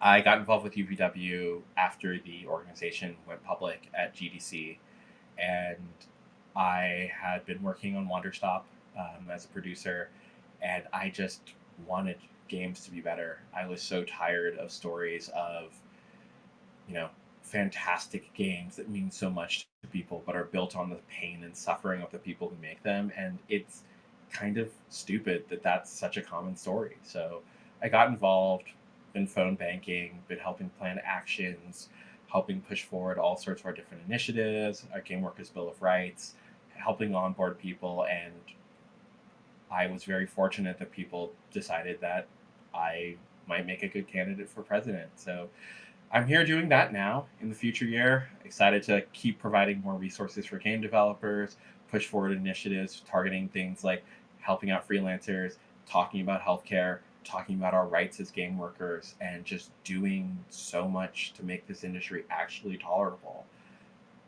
We have a whole there's a little bit of a romance to games that I think we can sometimes get lost in, but this is ultimately work. This is a thing that people spend their lives on, and unfortunately people are spending their lives in ways that are harmful to them. I have loved ones who have crunched so hard that the only time that they get to themselves is in the bathroom. And I'm kind of tired of that. And by kind of, I mean extremely. So that's who I am. That's why I'm here. If you love giant robots, I'll probably get along with you. But yeah, peace. I'll go. Hi, everyone. I'm Praveen. Pronouns he, they. I am UVW's treasurer, which means I'm kind of trying to make sure that we are, really on top of all of our logistics and our finances, and make sure everything gets, implemented really efficiently. A little bit about me. I'm a freelance game developer. I'm over in Seattle. I like to bake. I used to be a dancer in college. Those were like fun facts. And for me, like a lot of organizing has to do with, when I think about my especially early career in games, it was very brutal. There was a lot of, horror stories, the same things like Aurelia is talking about. And I feel like when I was in those situations, I remember wishing I wish like people in the like prior generations of developers had been able to get more and more progress, to avoid those things. So as I get further along in my career, I think to me it's like something I really want to contribute to and make sure that I'm being very, very proactive in trying to make games a more viable career for myself and for others and juniors and students who are excited about making games. So that's really, really important to me. I think some of the things I'm really excited about, I've been working a lot with the education committee as well, spinning up like internal training for UVW. I'm really excited for UVW to, be doing a lot of the organizing we're doing, but also turn into a resource for people in the games industry. So one of the things I'm excited about is next year we're trying to do like an internal game jam for our members and like, have some Unity and Godot and Unreal courses or things like that if folks are interested in that. And I think that'll be like a really fun way to kind of get the membership, learning things, sharing knowledge, making games, thinking about unionizing, things like that. And I'm hoping that'll be like one of the fun things we can do early next year as well. Maybe I'll throw it to you. Hi everyone, I'm KB. My pronouns are she, her, and I am the secretary of UVW, which means I do a lot of file management, admin work. I keep the Google Drive updated, et cetera, et cetera. A lot of the project management of organizing. I have been involved with UVW since basically its inception. I was on the original organizing committee about a year ago. And I have loved every moment of organizing with these folks. We always say the best time to organize was yesterday, the next best time is today. For me, what that means is I have seen firsthand what it's like to be a woman and a queer person in this industry, and it's just not sustainable. And that is deeply important to me as far as why I'm organizing. Let's see what else. What am I playing right now? I am about 40 hours into Pokemon Zaza or ZA. My friends are trying to get me to play Uma Musume, and they haven't succeeded yet. I teach game design classes, and I just got done teaching a unit on What Remains of Edith Finch, which was amazing. That's one of my favorite games of all time. And outside of games, I play soccer, and I like playing the piano and being really dramatic about it, and I love fan fiction. Let's see, committees that I've been involved in on UVW. We have a variety of committees, and I have served on the equity committee, I've served on the membership committee, and I wanted to talk a little bit more about the education committee. This past year, we've done a lot of great work doing outreach to colleges and universities around the US and Canada, making connections with students who are the future of the games industry and talking to them about their rights as workers and why this industry needs to be unionized. And I'm really excited to continue that work in 2026. And yeah, my last message to all of you watching, if there's any goth baddies in LA, show out for our action at the Game Awards tomorrow. We will be outside the Peacock Theater from 2 to 4 p.m. Pacific. We're hosting a vigil for all the thousands of game workers who have been laid off this year and in the last 3 years, and a vigil for all the studios that have closed in 2025. Wear union red or goth makeup, costumes, etc. It's going to be awesome. Come show out. Thanks so much. Hi everyone, my name's Audrey. I use they, them pronouns. I am a gameplay and AI engineer, so that means I get to make all the bad guys in the game. And I am our local vice president. I've been with UVW since last January, back when our CWA staff pulled just a handful of game workers, it was about 20 of us, into a Zoom call to figure out if we could even make an organization like this. What would it look like? What would we want to see? And now looking back on it a year later, this has just been a truly amazing journey, from drafting our first bylaws, attending GDC, spinning up committees, starting to attend local events, getting merch, getting banners, building a presence, and now having had our first elections, it has been amazing to see this organization grow and develop, and be able to see how quickly we've been able to do it, as well as the output that we're already generating. As vice president, I've had the opportunity to work with our membership committee to make sure that our onboarding process is super smooth. If you apply for membership with UVW, we get you processed, onboarded, attending an orientation.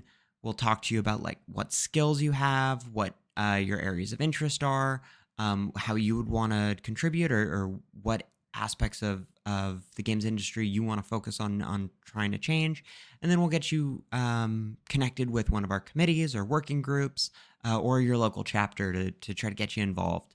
In addition to that, we've been holding town halls for not only our members, but any game workers in the industry to hear kind of what some minimum standards that we think a studio should abide by in order to be considered like a worker-friendly studio. So we're in the process of taking all that data, as well as continuing to solicit feedback in order to draft what we're calling a Bill of Rights for the games industry. We're also working on standardizing what are called worker cooperatives. We're building a certification process as well as a industry definition of a worker cooperative. Worker cooperatives, for those of you who don't know, are democratic worker-led studios, which are becoming more popular, especially in the indie scene. So we want to help provide as much resources as we can, help promote those kinds of projects, and generally build a community around those kinds of projects to make sure that if worker cooperatives are able to succeed and we're able to prove out that model, other studios will have to compete. Another big area of focus is going to be our local events. We have what we call our chapter system. So we've spun up local chapters kind of around the US and Canada, and we want to make sure that we're attending as many game industry events as we can. Here in Los Angeles, we've been able to attend a handful of indie events every month, as well as hosting our own local meetups. And we want to make sure that we're doing that around the US and Canada, getting in touch with local game developer communities, really hearing what the different struggles are in different areas, and really building out this as a community. Games workers need to be in contact with each other. We need to be learning from each other, and we need to be building something together. And just as a final word, you always have to remember a better world is possible, and we're going to build it together. Passing it back to you, Cal.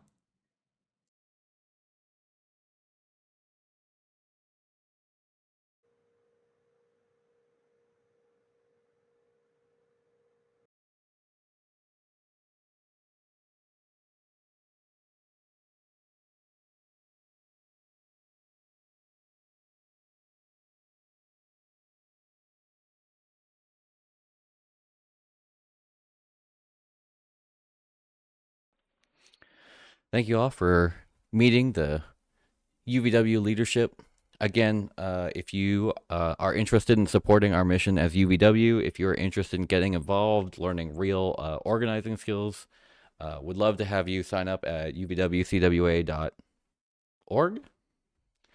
And now I am very happy to present to you at the end of this long night our last round of Avarice Awards. And Drew is going to kick us off with the Most Studios Closed Award. If you've seen award shows, you know that some of the big awards come at the end of the night. And you know, it's harmful enough when workers are laid off. It's sad and frustrating enough when games get canceled, sometimes after years of work. But this category recognizes companies that have gone that extra mile and not just taken away jobs or projects, but closed multiple entire studios. It's often been said that truly great games come from teams that have time to gel, to cohere, to make multiple projects together. So this is a fantastic way to not let them do that. The nominees are Electronic Arts, Tencent, Microsoft, NetEase, and Sony Interactive Entertainment. And the Avi goes to... The suspense is killing me, but the winner is Tencent and Microsoft. Microsoft having a really big night. Microsoft has closed 5 studios in the past 2 years. Arcane, Austin, Tango Gameworks, Alpha Dog Games, Roundhouse Games, and The Initiative. They've all been broken up, absorbed into other studios, or simply shut down. If you wanted more from the folks who made Hi-Fi Rush, or if you were looking forward to that new Perfect Dark game, then, well, better luck next time. And in a certain sense, better luck next time to the arguable runner-up, but I would say tie, Tencent, the Riot Games owner and international everything conglomerate, who've canceled at least 5 major projects in recent years, but who are just like a little bit weirder about explaining what those teams are actually doing now as a result. For this category, there was maybe a tendency toward confirmed kills, but Microsoft, Tencent, congratulations. And speaking of which, as one sort of final note, speaking of confirmed kills, we do need to mention EA, who put in a commendable effort by canceling 4 major projects, including the hotly anticipated Black Panther game from Cliffhanger Games, a studio now shuttered that was created in July of 2023 specifically to make that exact game. A significant effort, but I think Tencent and Microsoft took it away from you this time. So there you go. All right, now this might be the one that a lot of folks have been waiting for. We've talked about studio closures, we've talked about executive compensation, stock owned, iron grips on power, but let's talk about who laid off the most workers. Because if you're looking to juice your stock price, and who isn't, there's nothing quite like a good old-fashioned mass layoff.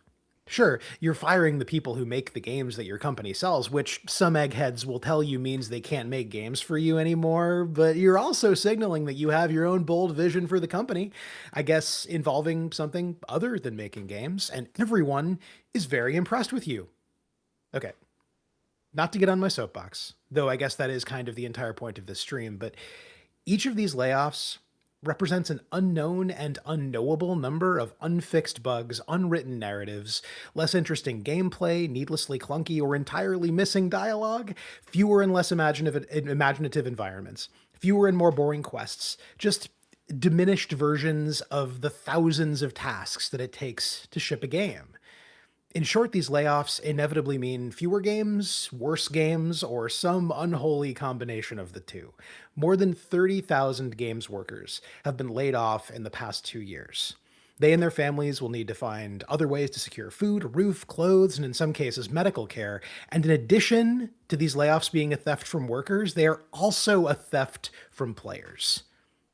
The nominees are Embracer Group, Unity Technologies, Microsoft Gaming, Electronic Arts, and Sony Interactive Entertainment. And the winner is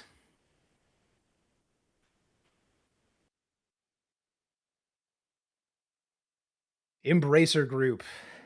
Embracer Group, parent company of THQ, Coffee Stain, and Gearbox, among many others, has laid off an estimated 7,800 games workers in the 2-year period ending in July 2025. This puts them just ahead of the other grim reapers of game dev labor, Unity Technologies, which has laid off an estimated 3,200 games workers from 2023 to 2025, and once again, Microsoft, who, between Blizzard, Microsoft Gaming, and smaller studios like Arcane and AlphaDog, has shed around 3,000 workers over the past couple of years. Congratulations, Embracer. I think we have, I said the big ones are coming, but there's a few big awards left to go. For the Workers' Unpopular Choice Worst CEO Award, I'm going to give it back to Cal. Yeah, we have I'm very pleased to be presenting the Workers' Choice Award. I think that the Workers' Choice Award, we early on we were not quite sure what to make of, like, it's at the Game Awards, it's like a game, and we're like, is that right? We had to ask ourselves a lot of challenging questions, and we arrived at the conclusion that it should be the CEO. Like, that's who we should be picking for our Unpopular Choice Award. So I'm very happy to show you our nominees for this year's Workers' Unpopular Choice Award.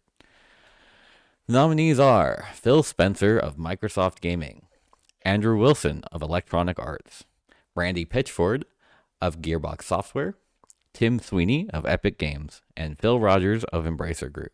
And I just think we have come so far these last few years where before I think this year, workers just didn't have a voice to speak out when layoffs happened. UVW posted our first statement in support of laid off workers, I think in May with the cliffhanger layoffs. And that statement didn't change the layoffs. But what that statement did is it said, we have a voice now. And we are going to use it to support workers where we can. And that is just the first step. Just like this trophy is the first step in a long line of steps to build power in the game industry. And so, it is my pleasure to present the Workers' Unpopular Choice Award to Andrew Wilson, CEO of EA Games. Personally, I'm very happy to be the one presenting this because I have a vested interest in this company for some reason.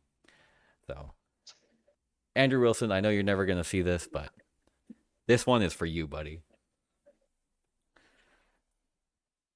And then I believe I kick it over. Yep, I'm going to kick it over to Austin. Yes, indeed. All right.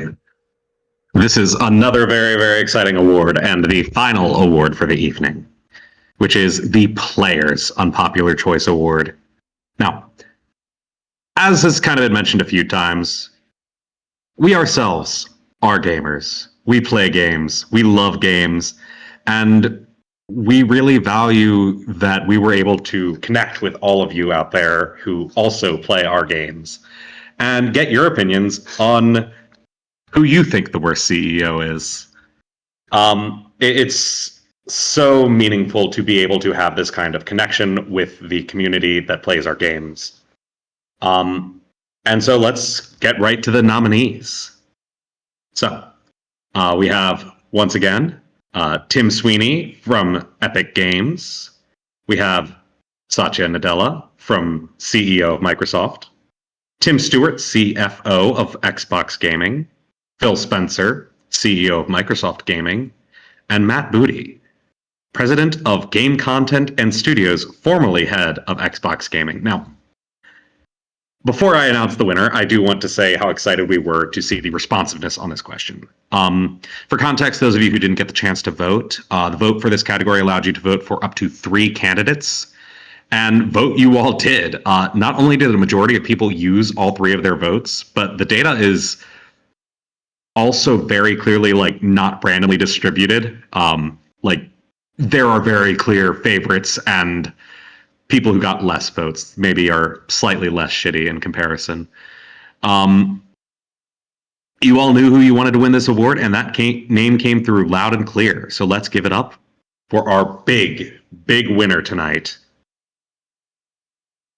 The winner of the Players' Unpopular Choice Award is Tim Sweeney, of CEO of Epic Games. Congratulations, Mr. Sweeney. Congratulations. You have truly, truly earned this. I hope you are as proud of yourself as we are of you.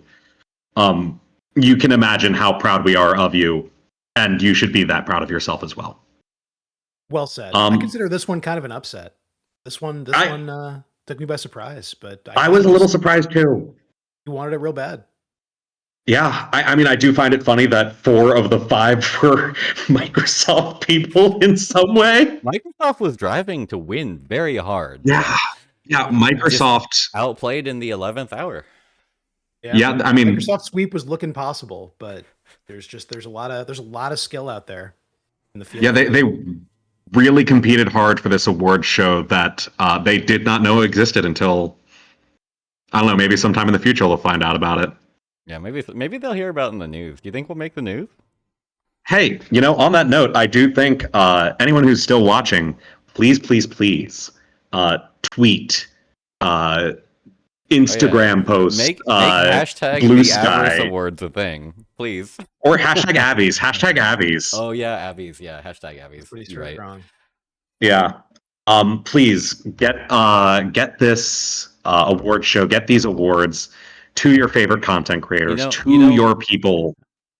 we ran out of time to get the awards made and shipped, but we could still, we could still do it after the show. There's nothing that says I think we do should. it before the show. It's true.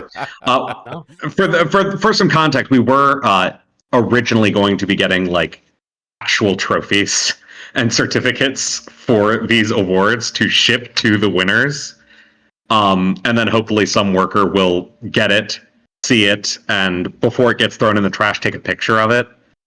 Maybe they'll get a nice chuckle out of it. Yeah. So we're planning on doing that, and I think we should, Cal. I think we should go turn around and do that. Yeah. Send them out. I need a couple. Give me like after the weekend. Maybe let's look at doing it in the new year. But yeah, absolutely. Ooh, or a nice Christmas gift. Someone suggested just spray painted gold bricks, which I thought was awesome. Like I think that's good. The amount of ideas that just went into this project, and we'll never see the light of day for one reason or another. It's fantastic. The amount of creativity that everyone has contributed to it, everyone's enthusiasm has just been incredible. Yeah. I think there's a creative energy that people were excited to get out that, not to leave it merely implied, is a little lacking at the Game Awards. So we wanted to bring some of that nervous energy, some of that hope, some of that snark, all of that stuff to all of you. So those of you who've been here the whole time, we know the show was relatively long and we really appreciate it. I think you're the real heroes of this show. Yes, you are. And speaking of hope, we did have some last little commentary. Yeah, we are gonna close out the night. We feel like we had a lot of feelings, we had a lot of emotions. We learned a lot about the dark side of the game industry, and we heard a lot of inspiring stories from union workers who are trying to make it a better place. We just wanted to end the night on why are we here? Like, why are we doing this? Because at the end of the day, we really love the game industry, and I think we all have our unique reasons why. So go ahead, Austin, kick us off. Yeah. So, I mean, like I think pretty much almost everyone in games, this industry has been like a lifelong dream. And all I have ever wanted is to be able to get by while making games that people enjoy, that make people happy in the way that games have made me happy all my life. Union work kind of gets stigmatized as being about like, being so needy, about asking for too much. But it's not that. It's not about wanting to be rich. It's not about wanting the excess that the CEOs and the bosses have. It's about wanting just dignity and recognition and the ability as workers and people to just live a normal life comfortably. I love games. I always have and I always will. And it is such an honor to be able to work in this field. And I hope to continue to be able to do so and to continue to be able to live while doing so. I originally, as we mentioned earlier, Shayna was also going to be hosting with us tonight, but unfortunately the Union Busters, Shayna is now sick and unable to make it, but hope you're feeling better, Shayna. Yes, hope you are feeling much better, Shayna. If you are still up watching us, you should not be. You should be getting rest and recovering. Well, I mean, at this point, the damage is done. You might as well stick out the last 5 minutes till the end here. But we do have Shayna's what Shayna had wrote to say during this, which is at the end of the day, I'm fighting like hell for this movement because there's nothing else that feels like game development does for me. I've met my closest friends, people I genuinely love in this industry, and I want every single one of them to be treated fairly and humanely. I think that's a great statement from Shayna. I think that really sums up a lot of what we've been saying tonight. Yeah. For my part, I know I'm unusual and that my experiences working in games have actually been pretty wonderful across the board. And here's the thing, I want that to be the rule, not the exception. A good experience making games where your labor is appreciated and your creativity is genuinely valued rather than cynically exploited, where you can hone your craft, learn something, teach something. None of that should be luck of the draw. That's something that every game worker should have as a baseline expectation. And when things are good, you should enshrine that stuff, make it the norm. So that's what I'm doing here. I'm so happy for you, Drew. I wish that for everyone, sincerely. Yeah, and I'm happy like any people can say that. Yeah, I do also want to take a second to call out how important it is to also have like workers who are in a good place in a union. Like, it really helps just in terms of like, one, preventing erosion of your rights as a worker, but also just like, it also helps like with the stigma that I was talking about earlier. It helps destigmatize union workers as well, I think. Totally. Part of that stigma is the idea that everybody's in a union because they're bitter, right? That it's all sour Mhm. grapes. But that's really not what it's about, right? It's about making change together, and it's Mhm. yeah, I totally agree that it's important to, to dive in even if you don't have a horror story. Because fewer people should have horror stories. That's the goal. I think it's an achievable one. I'm going to talk about my horror story, but I want to make sure that I communicate correctly that it is not a horror story. It's actually a story of love. Um, I would love to sit here and tell you that I love the labor of making games. For me, it is kind of just a job. And the reason why I stayed in games, the reason why I came to games was because I just needed a career and I didn't know anything else. I was a little 18-year-old who just really liked video games. And I was warned as I went through my school career to get my degree that I would be changed and irrevocably scarred by this industry, but no one told me it would be because I would have the people I came to value more than anything taken from me in an instant. No one told me it would be because I had loved and lost. And if they had, it never would have stopped me. Because that's a lesson you learn, right? That's what makes it worth it. But I do want to break this cycle of trauma, abuse, exploitation, and grief. I don't want to have to warn juniors away because you could die of heartbreak in this industry. And I want to see the experiences we make when we're not treated like replaceable cogs, when we're given that time to gel as a team and really make the experiences we want to make.